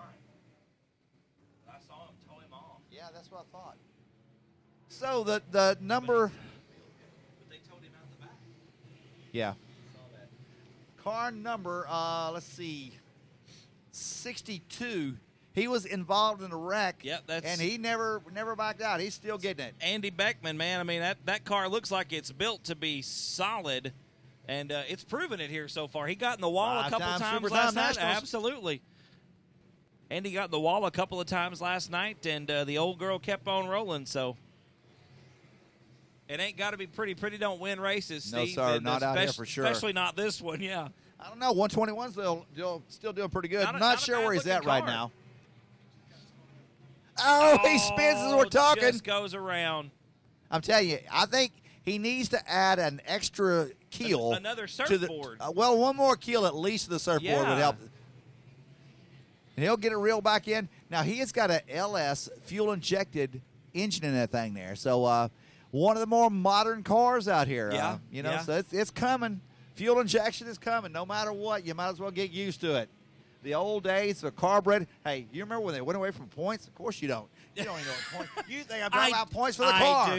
I do know what points are on a distributor. Absolutely. All right. You gotcha. All right. Well, so we're still running here, and they go 4 or 5 wide down the front straightaway. We're going 5 wide down the front straightaway, and we right now are past the halfway point in this race. Now, how often do you see 5 wide at a racetrack where it doesn't end in disaster? We can't even line them up 5 wide sometimes, you know? Still rolling pretty good, man. We got the cars cleared up. Everybody's really pretty good group going down the front straightaway right now into turn number 1. Car number 552, Kevin Fee. Last night he finished up 283 laps in 17th position. That is a big old Malibu, man, from about 1973, That's a big 74. one. Look how fast he's going. He is blowing my. Look, they are sister cars. That would be the same year time. Yeah. Yep. Maybe the El Camino might be a couple of years newer. Who knows? I tell you what, the El Camino gets a little bit closer to that infield wall every single lap there, Steve. He doesn't know how far around it is at the top of the track because Nope. he's running the bottom the Right whole around time. the bottom the whole time. I think he's afraid of heights is what it is. I really do. I think he's afraid to go to the top of the track. He says, no, sir, I'm not getting up on the top of that roller coaster. It's a much longer way around the top side of this place than it is the bottom, especially from the first corner all the way around to the back. Since it's so wide, it's a much longer track around the top. One thing I've started noticing is some of these cars, they're losing so much sheet metal, you can't tell even the cars we didn't know what number Nope. they were. Nope. It's definitely getting confusing. Oh, Nate finally lost the rear bumper cover. Yeah. I don't know where it's at, but now he's starting to lose the rear quarter panel. 92 looks loose. Now, he was one of your early leaders, and he might have a broken front end on that 92 I think car. you're right, Steve. It looks like maybe a control arm or a ball joint gone on the left front there. Yeah, that's not looking good for It's 92. laid over pretty good there on the left Here side. he comes down the front straightaway, the 92. Yeah, it's definitely laid over on the left front. Yeah, He's he'll trying bring hard it to to the steer trailer. it right. Looks like Mark Warren got the 29 car into the infield. He's staying out there, Steve. He says, we're halfway. Don't worry about Cody's not giving it up. Let it eat. Let it eat. Let her eat. Hey, our 851 back out on the racetrack, Steve, after having to go off on the hook in an earlier altercation. That was our lead car just a few moments ago. 999 slow on the front straightaway. The 15-year-old out of Corpus Christi, Texas. He'll bring it down to the bottom of the track, try to get off. He'll get to the safety zone. Oh, the N8 going around in turn number 1. Everybody's scattering, trying to get around him. Oh! The sparks were flying. Oh, my Nate gosh. says, that's it. I'm out of here. Challenge accepted, sir. How Wow. close can you get without hitting him there, Keith? Car number 51, Keith Lee. He's just trying to straighten that quarter panel back out. That's all he's doing. You know, if he wouldn't have had aluminum pop rivets, Oh. that's what kept the fire down right there. Man. You know, we haven't seen the wrecker out here in a while. The Not- wrecker's been kind of calm. It's been a little bit since the wrecker's been on the racetrack. We've had a little bit better pacing of the race tonight. We're 9:10 right now, so we're about 2 hours into this race. We're well past the halfway point. Cody Smith, car number 92. He was our earlier leader. Look at this thing, man. The left front tire is leaning on about a 45-degree angle. It is just laid over. He's just digging. We got almost 5 wide going into turn number 1 over there, but you're right. Cody looks like he might be... He ain't going nowhere. He's staying here. He's a tough guy. Maybe he can't turn it right, Steve. Who knows? He's trying to get it towards the top of the racetrack. Maybe it won't turn right. He said, one of you guys hit me and put me out of this place. Look at Lorenz on the outside going between Cody Smith and the wall down the backstretch in the turn number 3 as we get another great front stretch shot here from the infield camera. Back up into turn number 1. Oh, wow. I mean, that 92, Cody, it's just laid over. Smith got the wheels cut to the right. And Nate in car number N8, the quarter panel's starting to go away on him. Cody Smith's out of here. Finally gets it off the racetrack. We're not sure if he meant to do that I don't or if he was trying to stay out there. Maybe it wouldn't come back left that time. Who knows? Another great shot on the infield, ladies and gentlemen. You see the car zooming by on the front stretch here. There's almost never a lull in the action. Cars are spread out pretty much all the way around right now. We go back to a full view of the racetrack, back down into turn number 1. There's your El Camino, Steve, working the bottom of the racetrack. A bunch of cars going around, and we got a good group down the backstretch right now. They're 4 wide there for a brief moment. The Flying Fedora, Ben Benjamin in the 04 car. Joe Spillman up top in the 281 machine. Nate Sakura in the N8 car. They're picking on Nate, man. Everybody's hitting Nate. The quarter panels get a little bit further. He's going to hang out there as long as he can. I saw the number 40 car go by a while ago, Spillman. Now, he's up in the front, unless I can find him here. He's got a white wing on the car. Where does he go? There he goes, down the front straightaway. Spillman, he's one of your front runners, and he's getting passed by a couple of cars right now. So, usually your front runners, they don't get passed by nobody. And there's Andy Beckman in the 62 car down the backstretch right behind it's Randy Embry, I think, in the 40 machine. There's Beckman tucking back down on the bottom, and we got a good group going into turn number 3 now on the screen at home. Good group of cars. There's our 005. That's the Chevrolet Impala. Now, that was a police car. We did figure that out for sure. Colorado. Yeah. I can't see that far. I can't even see that far. My PowerPoint won't reach that far. But anyway, we do know he's out of California, and he's having a great time out here. You know, we got wreckers all over the pit area tonight, man. These guys are working hard. We got a car slow on the back straightaway, but, you know, it don't matter. He's up out of the way. The wrecker's coming his way.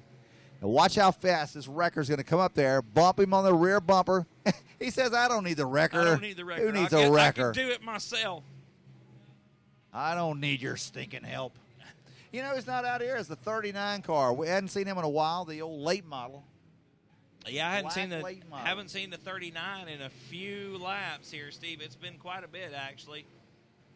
That's our Social Security and Welfare sponsored entry. Not welfare, Social Security. He's making it on his own. Medicaid. Yeah. Medicaid. Yeah, that's pretty good to have sponsors like that. Absolutely. All right, car number 3. What was that? The 3 tally marks. He just went by here. I'm not sure if that's 111 or some duct tape fell off. Who knows? No telling. And like I said, we'd be more than happy to talk about you if we could tell what your number is. Absolutely. But if we can't tell what your number is, we're just going to make stuff up about you as we go anyway. That's what we're going to do. Because, well, like we said, we're unofficial. Absolutely. Joe Spillman and James Reedus side by side going down the front stretch. You know, Reedus having a much better night tonight, Steve, than he did last night. Lap number 1 last night for him. Car number 43 came out here, started smoking immediately. It's like, man, Yes. I thought he got into a wreck. And come to find it wasn't a wreck. It was nothing more than a valve cover leak. They went back, they changed the valve cover, come back out here, smoked a little bit till the smoke burned off, the oil burned off. Good to go. Good to go.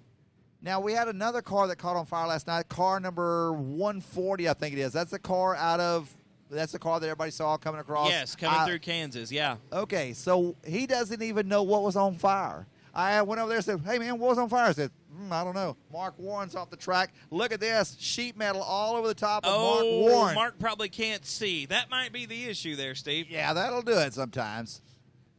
Vision is definitely key to success in any form of racing. It doesn't matter how many tearaways you have at that point. Yeah, no, it does not.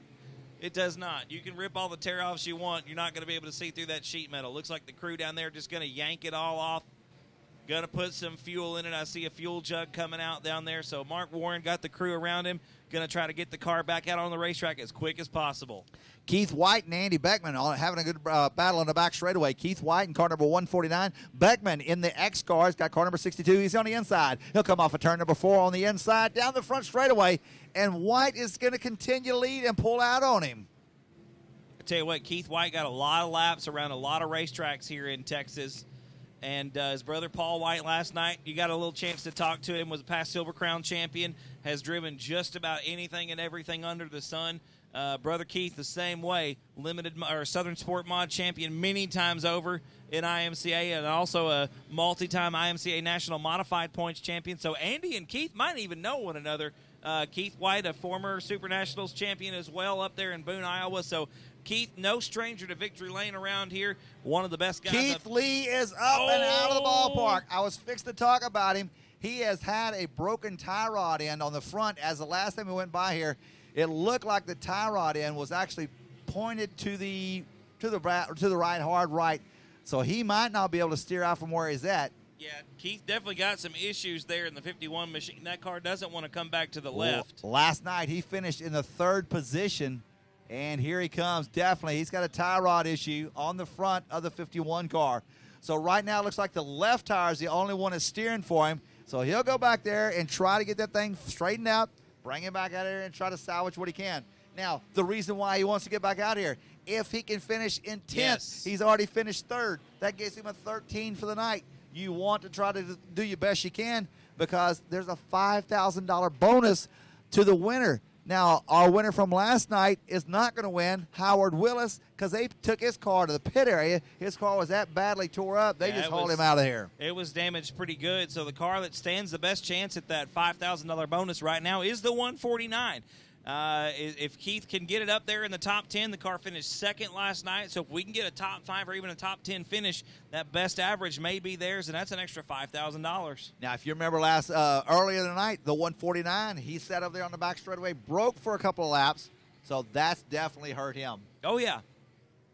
But if he can get it back, I mean, the car's fast. It's making up laps, and if they can get back around enough cars and make enough laps, right now he's doing battle with Dean Abbey down the backstretch. No doubt those two have got a lot of time on the racetrack with one another. Dean Abbey, a racer at Heart of Texas Speedway, his son Jeffrey Abbey, or brother Jeffrey Abbey, excuse me, raced in the Eldora NASCAR Truck Series race. 83 is spun around over here in turn number 2, and that's going to be Jim Asher Sr. sitting around backwards in car number 83, waiting on the traffic to clear. Traffic clears up. He says, I'm up, and out of here. Jim gets it looped back around. We're going to stay green. All right, so I heard Marcel Green go by us a while ago. He's driving the Chevy Cobalt, car number 070. Kind of sounded like he's off the pace. Looks like he's picked the pace back up. I don't know. He was at the top of the track. He went back down to the bottom. And he's trying to outrun. He's pulling out on the Dodge Dakota. Speaking of best average finishes, the 1126, the asphalt truck, driven by Dean Abbey tonight, finishing in the 11th position last night, making some laps out there right now. Has he been on any of our lead laps there, Steve? Got 40, 35, 73, 10, and 158. The 40's Randy Embry. The 10 would be the Don Painter there. So a lot of cars that were in the top 25 last night doing well.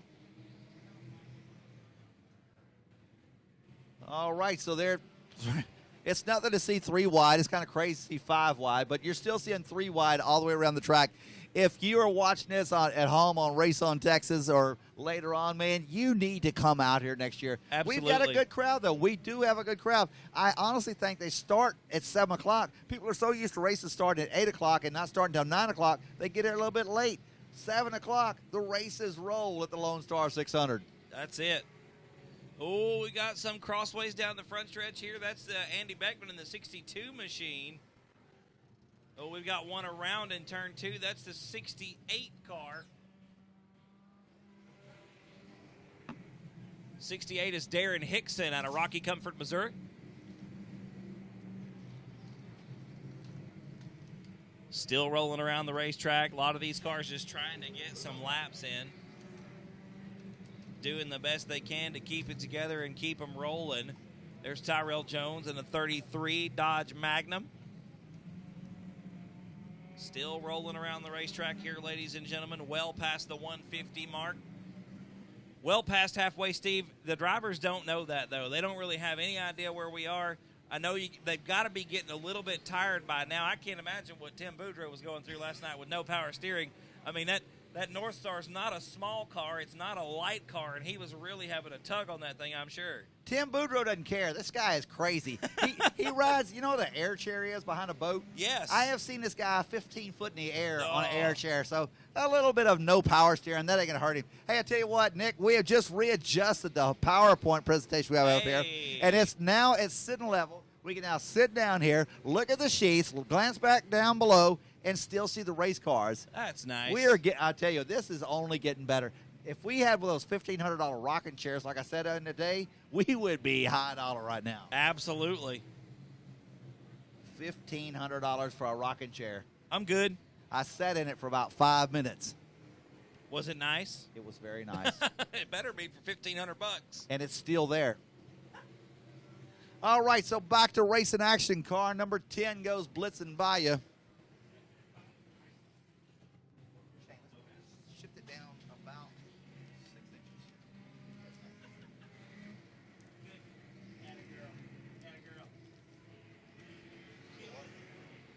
That's good. There we go. Now I think we both see it. All right, we go back from a television here because we're trying to get the papers sitting where we can see them. I think we're pretty good now, man. I wonder if Mike Joy ever did this on ESPN. I don't know. We got a lot of notes up here with 100 and some odd cars on the racetrack still. Big crash in turn number 4. Oh, my goodness. Car going backwards. He's still going backwards. He says, I am not sitting here. That's Schwanner. Oh, no. Hey. Oh, no. Whoa. Oh, my gosh.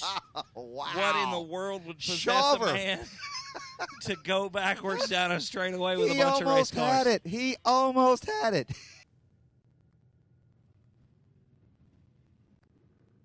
So we go back green flag racing. Beckman on the infield.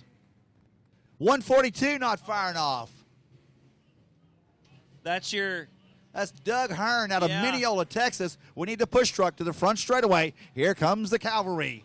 They're going to be splitting them down the front straightaway. That has got to be hairy because it's not where you're looking when you come off the corner. Jeff O goes by, the 851 by. 851 right now is not in your top 10. Dropped out there a while ago. Here comes the cavalry. Got the wrecker lights coming. He'll nail the brakes. Brings him to a stop. Fires up to the number 142 car of Doug Hearn out of Mineola. And Doug is not one to roll. I think there's something wrong with the steering on that car there, Steve. Red flag is in the air. Something not working on the 142 would not roll.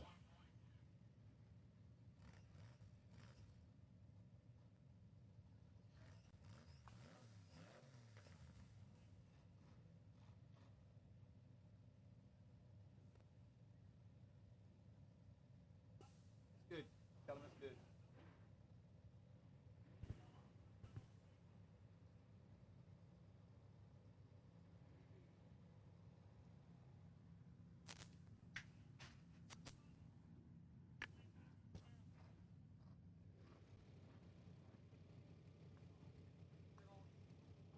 Okay, Scores, I know we just had an issue with the time clock there. What we're getting from the officials, if there's a number that doesn't flip, right? So like we had the 8 and then a squiggle and then a 1 and a 0. Right, that 8 squiggle 1 0. We've got a camera pointed directly at the time clock. We can keep track of that. Do not skip a lap.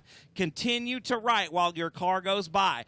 Do your best. We will sort it out. I know you got the hardest job in the place. You're all doing fantastic. But if you have a problem like that, just keep writing. Everybody give me a thumbs up.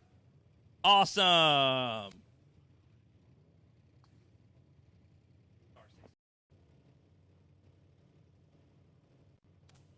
All right, we're getting close to going back green flag racing. Here we go once again. Car number 552 goes blitzing by you. Now, he is one of the top running cars from last night. He finished in the 17th spot. Kevin Fee. He's out of Iowa.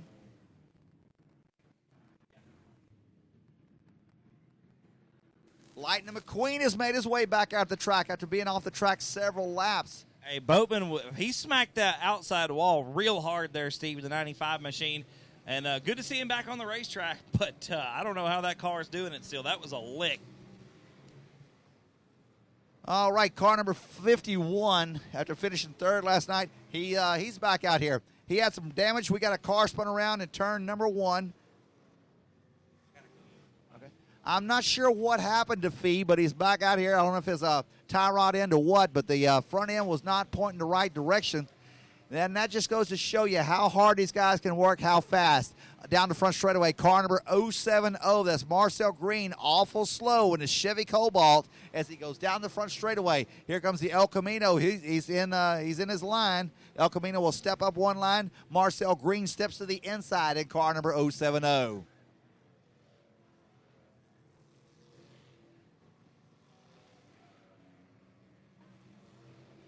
Scotty Benjamin, car number 06, out of Simpson, Louisiana. Had problems with this car today trying to get the computer to work. They were over there with a snap-on dynamometer on there. Got it all straightened out. Got him back out here racing. It's amazing what it takes to get these cars here back to racing. And we are doing a great job out here of racing in the Lone Star 600, getting close to finishing them up, man. We're down to the last two-thirds of this race, and we still got a full field of cars out here. Keith White, car number 149, goes by. Right now, your two current leaders. Let me try to find my right sheets here. That's my problem. I got too many sheets. Car number 40. That's a Sannywell car. That is driven by Randy Embry out of, nope, the wrong 40. Okay, so Randy Embry in car number 40 out of Granger, Iowa. One of your leaders right now, along with the 35 car of Devin Smith out of Lake City, Iowa. Devin Smith's got the car that's black and blue and purple and red and yellow and orange. It's just everywhere. It's all over the board on the colors. It's got so many colors on it you can't hardly see it. It gets lost in the track. So we're outside of 200 laps, and we're ticking them off here pretty quick. Car number 150 just went by us. That is driven by Shelby Franks out of Texarkana, Arkansas. Sponsored by Ward's Machines, Ward's 4-wheel drive. She has got an old street stock. She just took the roof off, made a convertible out of it. Said she likes to be able to see a little bit better. So who needs a roof on your car? It's anything goes here at the Lone Star 600. Any kind of motor, any kind of tire, one page of rules. If you want to build one of these cars here for next year, build them, bring them out here. Get signed up now. You can start signing up tomorrow for 2019 for the Lone Star 600. And just ask Tim Boudreau what you can get into a race car for. $200, ladies and gentlemen. He spent more on parts today trying to fix the thing than he did buying the car itself. Find you a running car, one that doesn't run. You can put whatever you want to in it. That's like Steve just said. Cubic inches, what are those? Doesn't matter how many of those you got. Tires, absolutely. You just need 4 of them. Put them on the car. Oh, no. You need 8, 10, 12 of them. You need 4 on the car, yeah, Steve. Right, you need 4 on the car. You know, one thing I haven't seen is wheels coming off. Not many, yeah, no. I remember the old Camaros, man, constantly breaking axles. I don't know why. You're just not seeing that out here. These guys have figured out what makes a car tough, and they bring their A game out Absolutely. I tell you what, ladies and gentlemen, we're well over 200 laps by now. Our last red flag count, we were at 202. So, Steve, I'm thinking next signs we start seeing popping up, that's going to be our 250 mark. So we need to be looking for those for sure. But it's only 9:32. We've been doing this about 2.5 hours, and we're well over, or 2/3 of the way completed. I just tried to count. I saw a big gap. I think I counted 59 cars on the track at one shot. Still on the racetrack. That's not too bad after what we started. And that's not official. Exactly. Unofficially. Unofficial. 59-ish cars on the racetrack. So you figure a good race out here, a big field of cars would be 25 cars. That's your key number. Oh, we got two together. Oh, it's two Cobalts. So that's Marcel Green in the 070, Scotty Benjamin in the 06, and the 81 car also involved in that wreck. That is Ryan Childress out of Elgin, Texas. Ryan's still sitting there. It looks like the rear end might be loose in the back of the 81 car. I'm going to say you're right there, Steve. We'll see when he takes back off if it goes right. Nonetheless, he's out of the track. We ain't worried about him. We're going to keep racing. We still green. Now, Marcel Green, car number 070, once again off the pace at the top of the track. Car number 52 goes by. So that's A.J. Dancer and the Prancers. He's got that bright orange helmet. And A.J. has, I think he's been at every one of these. Right there on the front stretch. That's the 403 that spun around backwards and drove up here backwards a while ago. Can't see the other number on the other car right there. One of Green the short air. long hauls. We're back underway with the green flag out. The 43 car, hey, that 113 is flying. Now, he had some problems early out here tonight, but he looks like he's doing pretty good. That's a very quick car. That's Ethan Vance out of Chinook, Kansas. I just watched him. I mean, he is passing cars down the back straightaway. He's bringing Lorenz with him in the 84. The 84 gets around everybody.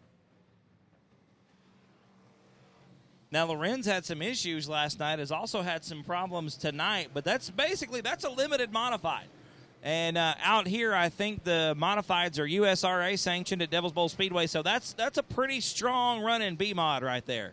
Lorenz got upside down at Lawton, the Bullseye 300 up there back in June, I believe it was. Now, it was a 300-lap race for a one-night show. Great race, but upside down, that's not the way to go racing. No, you definitely want to keep those cars rubber down at all costs there, Steve. We got another great shot coming right into your living room at home at raceontexas.com. That's looking down the front straightaway toward turn number 4 as we go back out to a shot into turn 1. We got the 68 car around. Darren Hickson out of Rocky Comfort, Missouri, going around over there at the top of turn number 2. We're still green. All right, keep it going here. And the field, it's funny how they'll have a little clean patch and then everybody bunches back up again. But we're getting close, I'd say, to about 225 right now. 225 laps in of the 300 laps. Working on the 600 laps total. We got a piece of debris rolling down the front straightaway. It's no big deal. Just a little small, who knows what that is.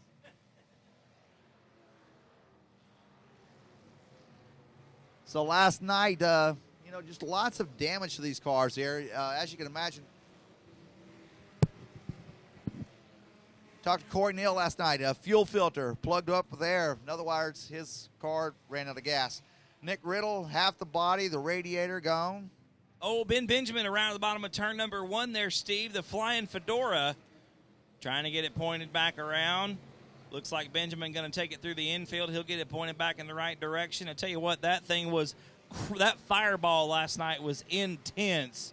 And Ben just takes it back to the pit area, bypass the dude. You have to understand, Ben, he's just a tough guy. Now, Ben told me that. He said, look, Steve, I said, he goes around again. He had some help. He had some. Oh, man. Right he into parks it the on top of the monster tire. truck tire. He had some help out of one of those cars. Yeah, we got the 174 stopped over there as well. So Ben almost up and over the monster truck tire. That car has been around for 3 races and very minor damage to that thing here. Not no more. Yeah. We done it right that time. Last night, let me find what they replaced on that car there. They replaced 3 or 4 tires. They replaced a front knuckle on the car. They replaced a strut, and that wasn't at the same time. And they also, later on, they burned up the clutch, and they blew up the supercharger. Blew up the supercharger, yeah. And he's still sitting there right now. I tell you what, Mr. Ben is a very calm person. Not at all. If he had a radio, he would be chewing on some people right now. Oh, head on right there on the front stretch. Lorenz into it big time. So Painter is trying to figure out, man, am I going to go back out here or not in car number 10? Green flag's in the air. Here we go. All right, car number 51 takes off, then she kind of shuffles a second here. That is Keith Lee Jr. I think he's out of Lumberton, Texas. Yeah, that's our top 3 car from last night. That's Keith was 3rd at the end of the night last night. So I tell you, who's running fast right now is old Steve Ward in car number 50. Yes, sir. And I'm looking at Tom Lorenz down the backstretch coming through turns 3 and 4. Oh, looks like Marcel Green. Oh, Marcel, get that thing up and running, son. Come on, Marcel. All right, I tell you what, we have got racing action going on all over the track. We're winding it down, 220 laps in. Yeah, a little over 220 laps. Car in the number books right now. 441, one of your leaders is pulling off the track. Oh, that's a tough break. That's Joey Heineman. Heineman, a regular competitor at I-37 Speedway in Pleasanton, Texas. Look at this. This crew is out there waiting. Now, this might have been a planned thing, I mean, because they are out there waiting on this guy here. No, they're changed to front tire. Yeah, it looks like we got a flat left or flat right front, excuse me, so they're getting the tire out, getting ready to put that on Joey's car. Once again, Tom Lorenz, man, just hauling the mail in that 84 car as we look one more time, coming right into your living room. Now, getting squirrely a little bit down the front stretch there. Last night at lap 150, we stopped. We allowed the drivers to refuel the cars. We didn't do that tonight. No, sir. It's straight up racing tonight. Now, that's the cool thing about Brad. He comes up with the rules, but he tells you the rules. Absolutely. It's not like, hey, oh, yeah, we're going to do this to you. No, sir. He told the drivers at the drivers' meeting, and you better be at his drivers' meeting. He's going to explain the rules. You better know what they are. Here comes the $2,000 El Camino back to the track. It looks like Keith Lee still having some trouble with that right front, Steve. Watch when he comes around this next time. He's coming out of turn number 2 right now. Look at the right front tire when the car comes around off of turn number 4. You can see that it's still kind of towed in a little bit. It may be helping him turn just a tad bit, but it looks like he's still fighting it. See that? Yeah, the car, he's definitely got bad we definitely toe in. got some problems there. The car doesn't want to come back to the left or come back to the right. He's constantly fighting some left steer. Nick, have you ever been snow skiing? I have not ever been snow skiing. That's called a snow plow right there. That's when it. you got the tips of your snow skis together, and what that does is that slows you down. So that's exactly not what you it's want doing right now. That's exactly No, what sir. it's doing right now. And a toe out wouldn't help any better. No, you it want would it go on straight point. to the wall. Hey, I was just thinking, 316, I hadn't seen him in a while. There he goes. He's still out there out of California. They've been making plenty of laps tonight. I don't think I've seen him leave the racetrack. It hasn't been the fastest thing in the world, but I think it's been doing some pretty good laps. So, after this race is all over, it's going to take about 10 to 15 minutes to find out who the winner is, because the way it works is that little clock down there, they are showing a thing, and each lap is recorded, and each time a car goes by, like right now, you would write down 9661 for the Lightning McQueen machine. Do not try to cheat that system. There's no way you can cheat it. They will automatically throw you out. If there's a box left, your card gets tossed. All right, so the 10 car still sitting out there. Don Painter in the infield. Tough break for Painter. It really is, because Don was on our lead lap. Where did he finish last finished, night? He wasn't in the top 25 Wasn't in the top 25, but he was up towards the front for a little while and then had to leave the racetrack, and it looks like it's the same story tonight. You know, last night we had, 37 cars that were eligible to almost win this thing here at the end of the race. Yes, absolutely. I mean, even within the top 25 cars, we only had 25 laps separating them from our winner all the way down to the 25th position. A 73 car of Tim Van Gotten. He's been steadily passing cars. He's one of your cars on the lead lap. He's picking them off continually. You've got to stay at a constant speed. Cars rolling pretty good down the backstretch there for Van Gotten as he splits the difference. 3 wide off of turn number 4. Van Gotten got the 73 machine rolling, coming to you from Chanute, Kansas. Right in front of him, your 11th place finisher last night, Dean Abbey in the 1126, the pickup truck. You know, I was over there last night in the Chanute, Kansas pit area. And I was over there as they were doing their pit area meeting. These guys have got this down to a science. I mean, one guy does this, you do this, and it's not like, well, I'll do this. No, sir. They were pointing out, you're going to do this at this time. So these guys, they're here on a mission to win this race. Scott Stewart, not seeing his car out there in the 74. I haven't seen him. I've been looking for him. These cars are always tough cars. Stewart Machine Shop, helping these guys out in the 73, the 74, and a couple more cars.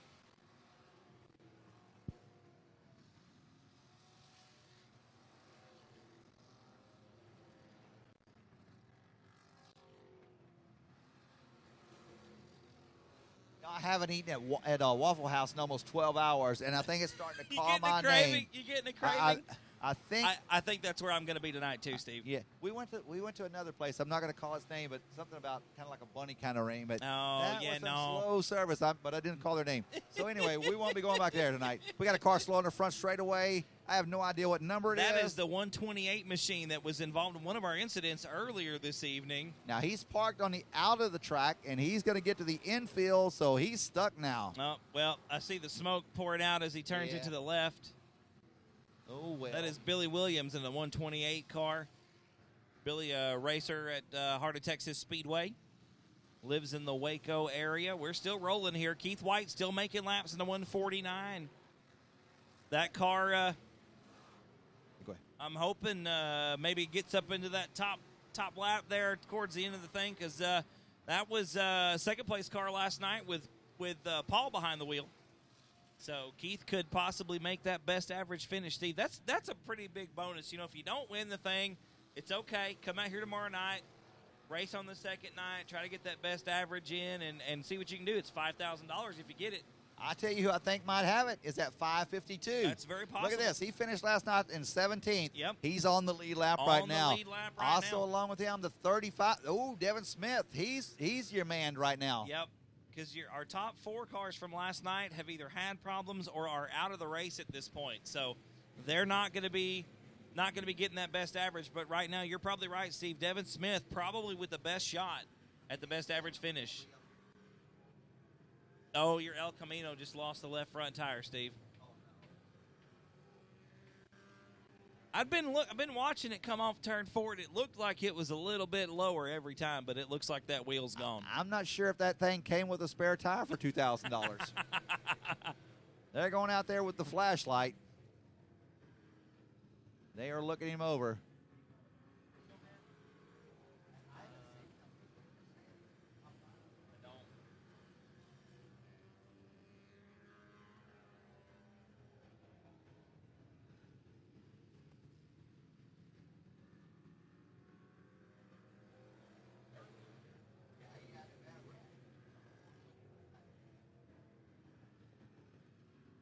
I've watched the whole lap, and I have not seen the number 3 anywhere. There he is right there, right there. Okay, we found the number 3. It's Derek Wilson. Been hunting all over for the 3. He's got the Earnhardt number 3. Derek's out of Chanute, Kansas. Young Welding, looks like Designs Unlimited, and RTM Trucking and Sonic sponsoring. He finished 23rd last night, so that's another one. Another, possible best average finish there for Derek Wilson. Oh, the 5 car gets Manchester a shot in the shorts in the front straightaway. Manchester gets loose going through turns number 1 and 2 in the 5 car. He'll go around him.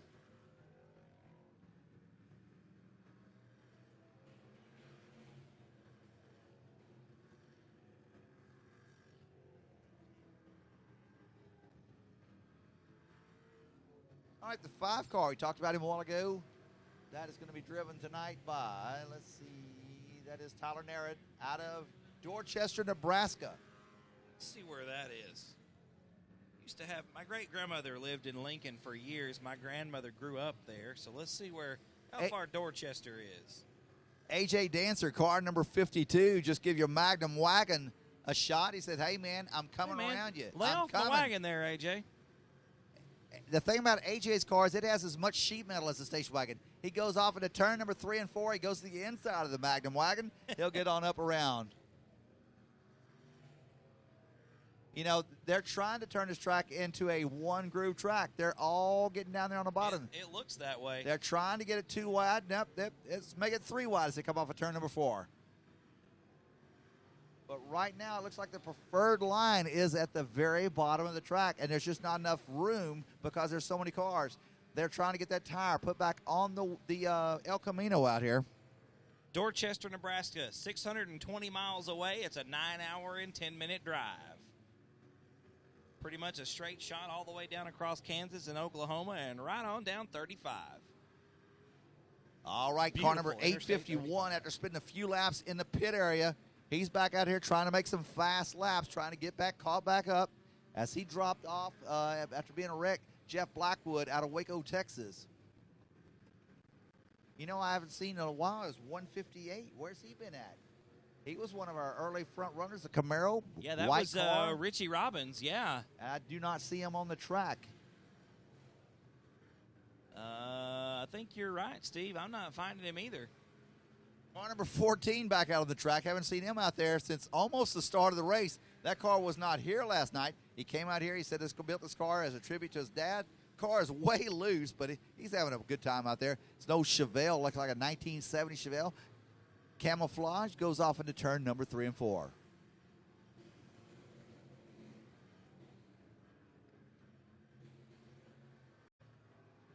Mark Rose, car number 28, late model driver. He's another guy out of Nebraska. No, he's out of Wisconsin, I believe. Mark Rose out of... Oh, we got 2 cars locked up down the front stretch. That's Jeff Hugh in the 83 car. Yep, Jeff looks like he disposed of that one. Hoig. Hoig. I asked him today. Hoig. Kind of like ahoy, but with a G. Yeah. Ahoig. Okay. I asked him that today. I'm probably forget it by the next time I see him, though.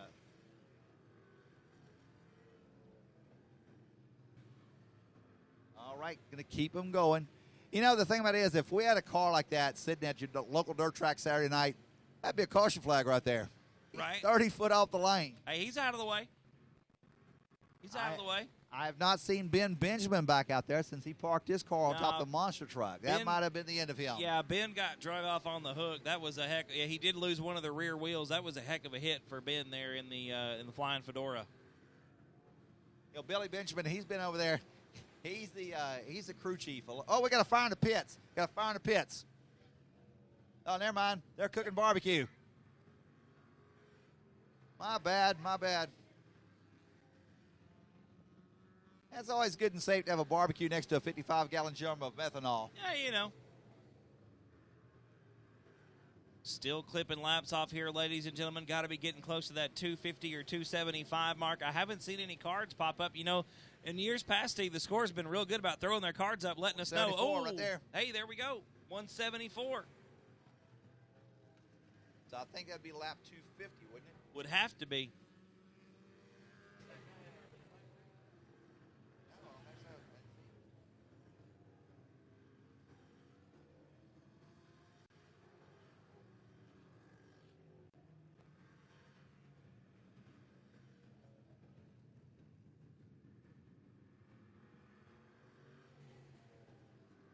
Uh-oh, 54 is off the pace, and he's behind the wrecker. A lot of smoke coming out of that 54 machine as well. That is 54 is trying to catch up to the wrecker. That's Tommy Lewis. I think Tommy just might have blowed it up right there. Tommy's saying, wrecker man, hold it for me. I'm behind you. I'm trying to catch up. Yeah. All right, so he'll be parked up on the top side of the track, see if he can get this thing out of here. A lot of smoke out of that car. Tommy looks like he may have found the front stretch wall a couple of times. Looks like Tommy going to make it off the racetrack and back to the pit area. So we going to stay green here, ladies and gentlemen. Got to be winding them down here, getting close to the end of night number 2. Oh, Nate's still making lots of laps out here. I don't know who Nate is. It's just N8, so I guess it's Nate. But he's losing the rear quarter panel a little bit further as we go through the race. Going to try to keep it going. That's all that matters. That's it.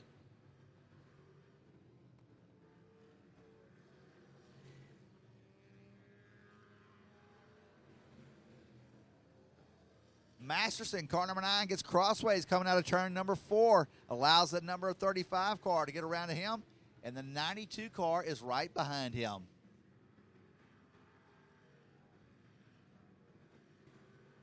Now, is that purple car?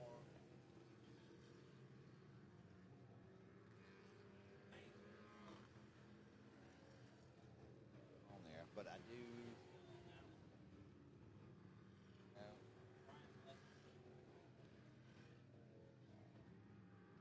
Brian Blessed in car number 192. Oh, mastered around in car number 9, coming out of turn number 4. He's going to just get him back up there. Car number 9 back to the track, still going. Lots of sparks out from Hoyg's car. Yeah, some more sparks out of the 97. Hoyg having, and 14 that's a 14 around. Oh, wow. How in the world did nobody hit him? I don't know, Steve. That was close. That's an all-straight Chevelle out there, and it's still straight for some reason. I do not know why. Ticking the laps off still here, ladies and gentlemen. Somewhere well past the 250 mark, I would assume, by this point. Still rolling them through here. Oh, the 50 car. 150 Shelby Franks back out here after being in a bad wreck on the front straightaway. Steve Ward slow in the 50 car, slower than I've ever seen it roll through here tonight. So I don't know if there's problems with it or what's going on. Steve, once again, slow up around the top side of the racetrack. Benjamin is back on the track. Ben Benjamin back after. He lost the whole rear axle, you said, right? Well, that's probably a front wheel drive car, is it not? Yeah. So he had a whole right side was gone. It's rolling. It's slow, but it's rolling. Yeah, but he's going downhill. Here it goes. There we go. Now, last night he burned the clutch up, and they said it would take a while for the clutch to finally get hooked up, and I think that's exactly what happened right there. Possibly could be, Steve. Billy Benjamin, that's his son. He's pretty funny. He said that they was talking about breeding clutches. I don't know how it got to that, but he said that they need to start breeding clutches over there for Ben to where they can get more clutches for him because he goes through them quite often. Old Ben pretty hard on the clutches, I would assume. You know, if we fixed him up with Smith and get the hog farm and the clutches, yes, there you go. Would be great. Ben trying to work his way back down to the bottom of the racetrack. We could make some pork skin clutches maybe. Yes. And when it burns up, you got cracklings. We got a red flag. Red flag on the track. Big piece of debris over there in turn number 1. Looks like maybe it's a bumper. Car 552, car 52, car 73, car number 3, car 149, and car 84. Did you say 149? Yes. He's making it back up. Yes, sir.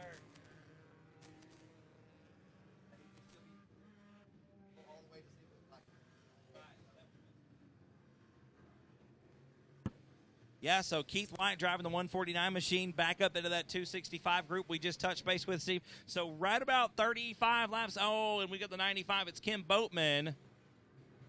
Dead in the water. Did Ken start off the restart there? Nonetheless, the tow truck there behind him. All right, so car number 40 is one of your current leaders, and that is going to be driven by... That's Randy Embry. Out of Iowa. Granger, Iowa there, yeah. Donnie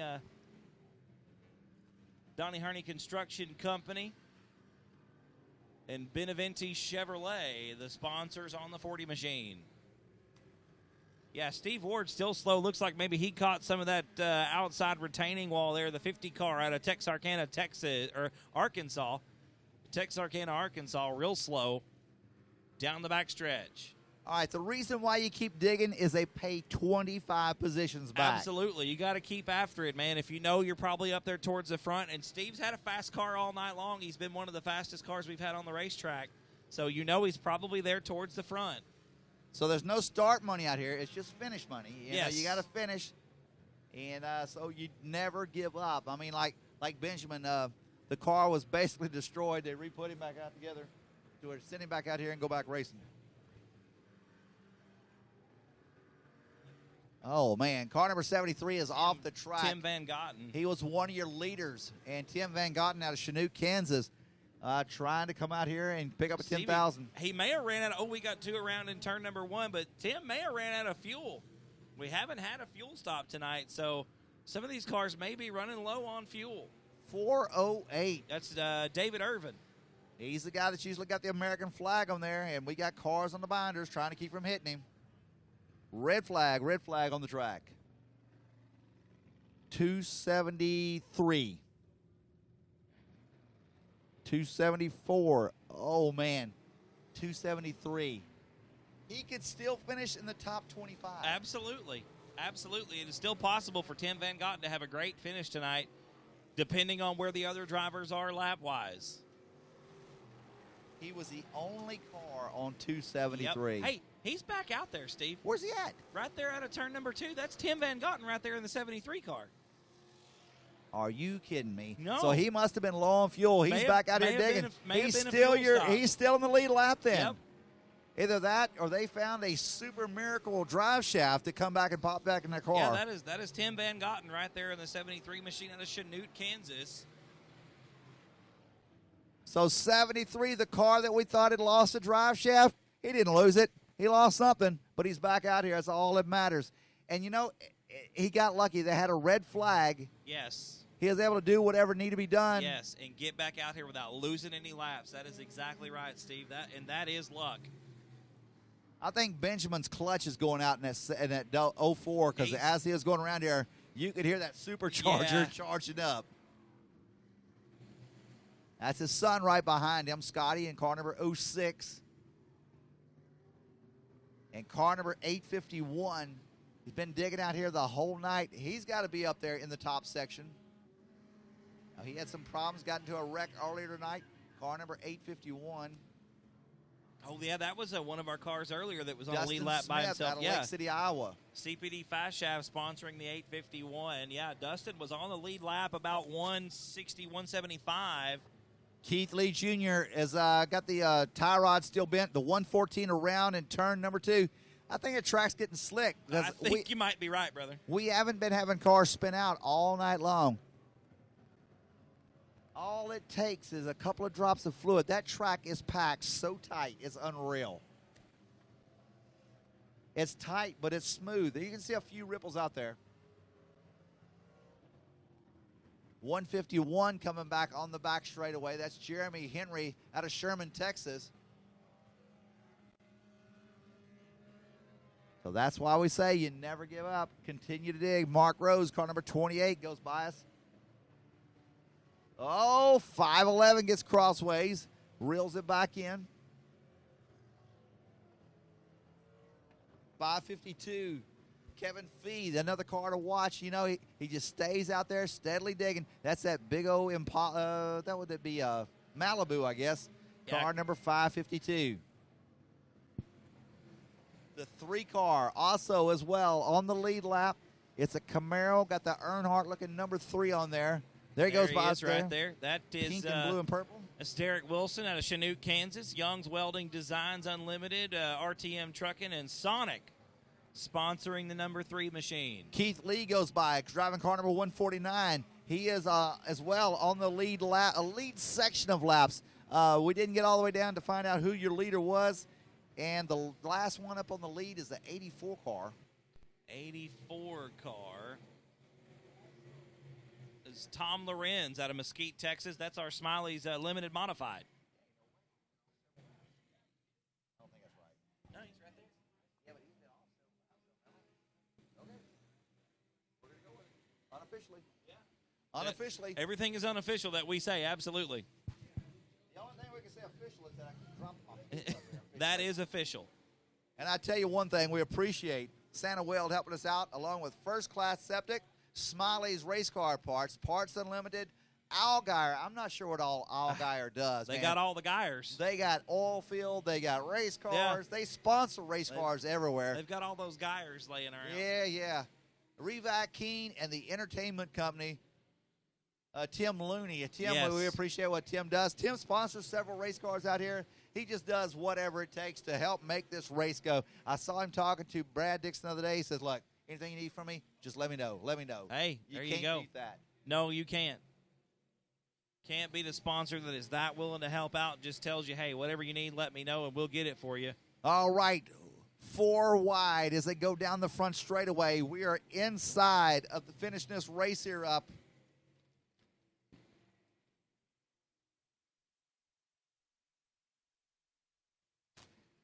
Got to be ticking them down here, Steve. I know we were well over. We were at 273 last lap check, so we have got to be well within maybe 15, 20 laps here of the end of this deal.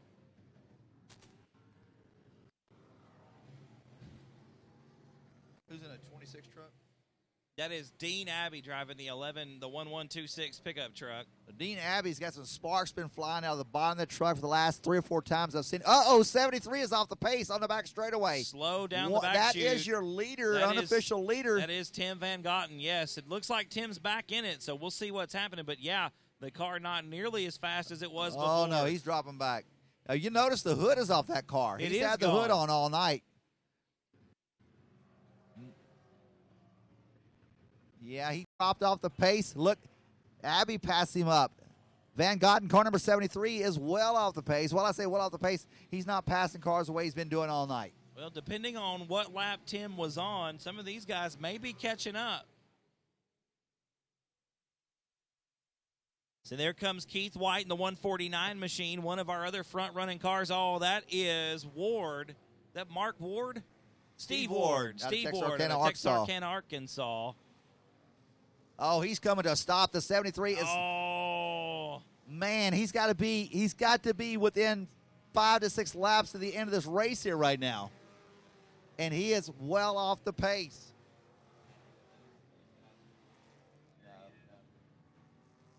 Oh man, what a heartbreak for Van Gotten, car number 73. Trying to stay out there, Steve, trying to get as many laps as possible. Do like not give up. Keep it rolling. Absolutely not, because Tim finished pretty good last night as well. The 40 car has broken a spring, and 73 is pulling to the infield. One of your leaders, if not the leader, has pulled to the infield. Yep, pulling it into the infield. He's still digging, though. He has not given up.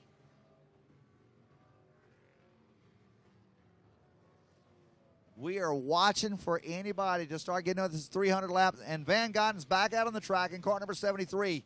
It may have some fuel pickup problems, Steve. I don't know. Maybe slipping in and out of gear. There's not really much telling, but Tim's not giving up. Tim saying, bring that record to me and push me 3 more laps. Come on, guys. Oh, car number triple tally mark goes around in the top of turn number 2.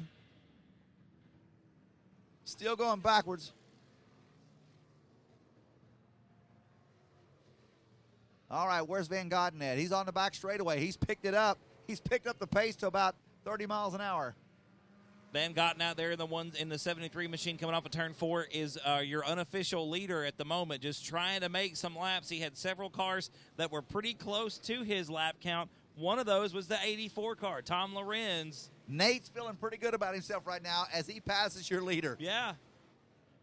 Oh, man, lots of cars going around him. Lorenz going to get around. Dancer going to go by.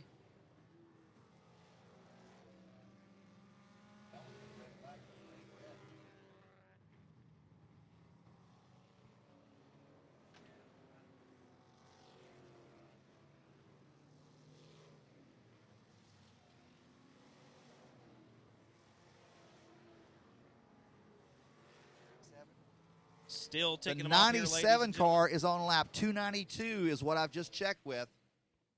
97 car wasn't even in our top lap count just a moment ago.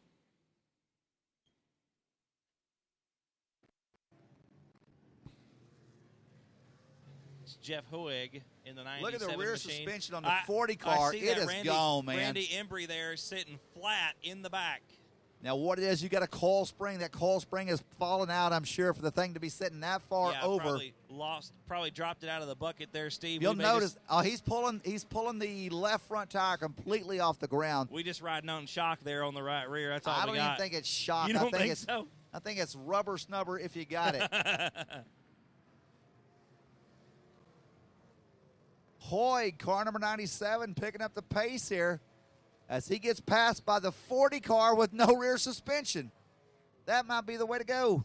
73 is off the pace. We got Nate has lost some sheet metal and sitting backwards on the back straightaway. 73, Tim Van Gotten still rolling. It's much slower than it was. The 149 of Keith White still making laps. I think the 73 has gotten tagged in the rear. You can see sheet metal up in the air. He's gotten hit for sure.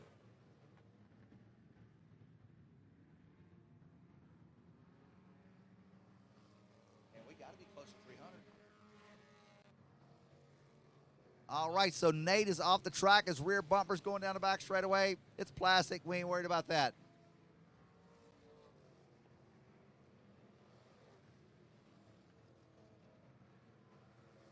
73 is machine. going off the track. Where's he at? So Van Gotten, I think he's still going to finish in the top 5. I think he can do it. We've got to be getting close to the end here, Steve. You may very well be right. Van Gotten may have gotten enough laps to completed.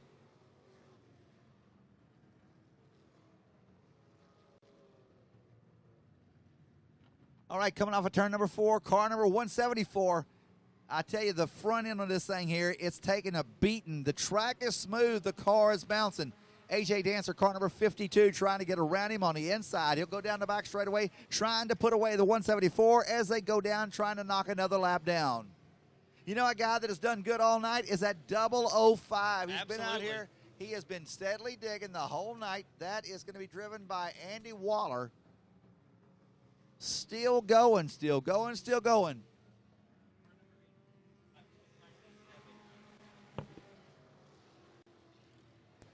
Just got word, ladies and gentlemen, car number 84, Tom Lorenz. Last check was at lap number 297. There he goes, crossing under the flag stand. That may be 298 right there.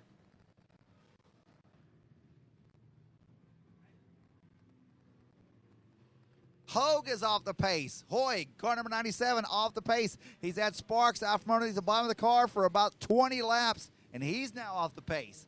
So it's getting tough on these cars here. 149 right there. That's your winner in the 84. Both of those are up. 149 and 84 have their signs up. Ladies and gentlemen, that's Checkers it. are in the air. 300 laps in the books, ladies and gentlemen.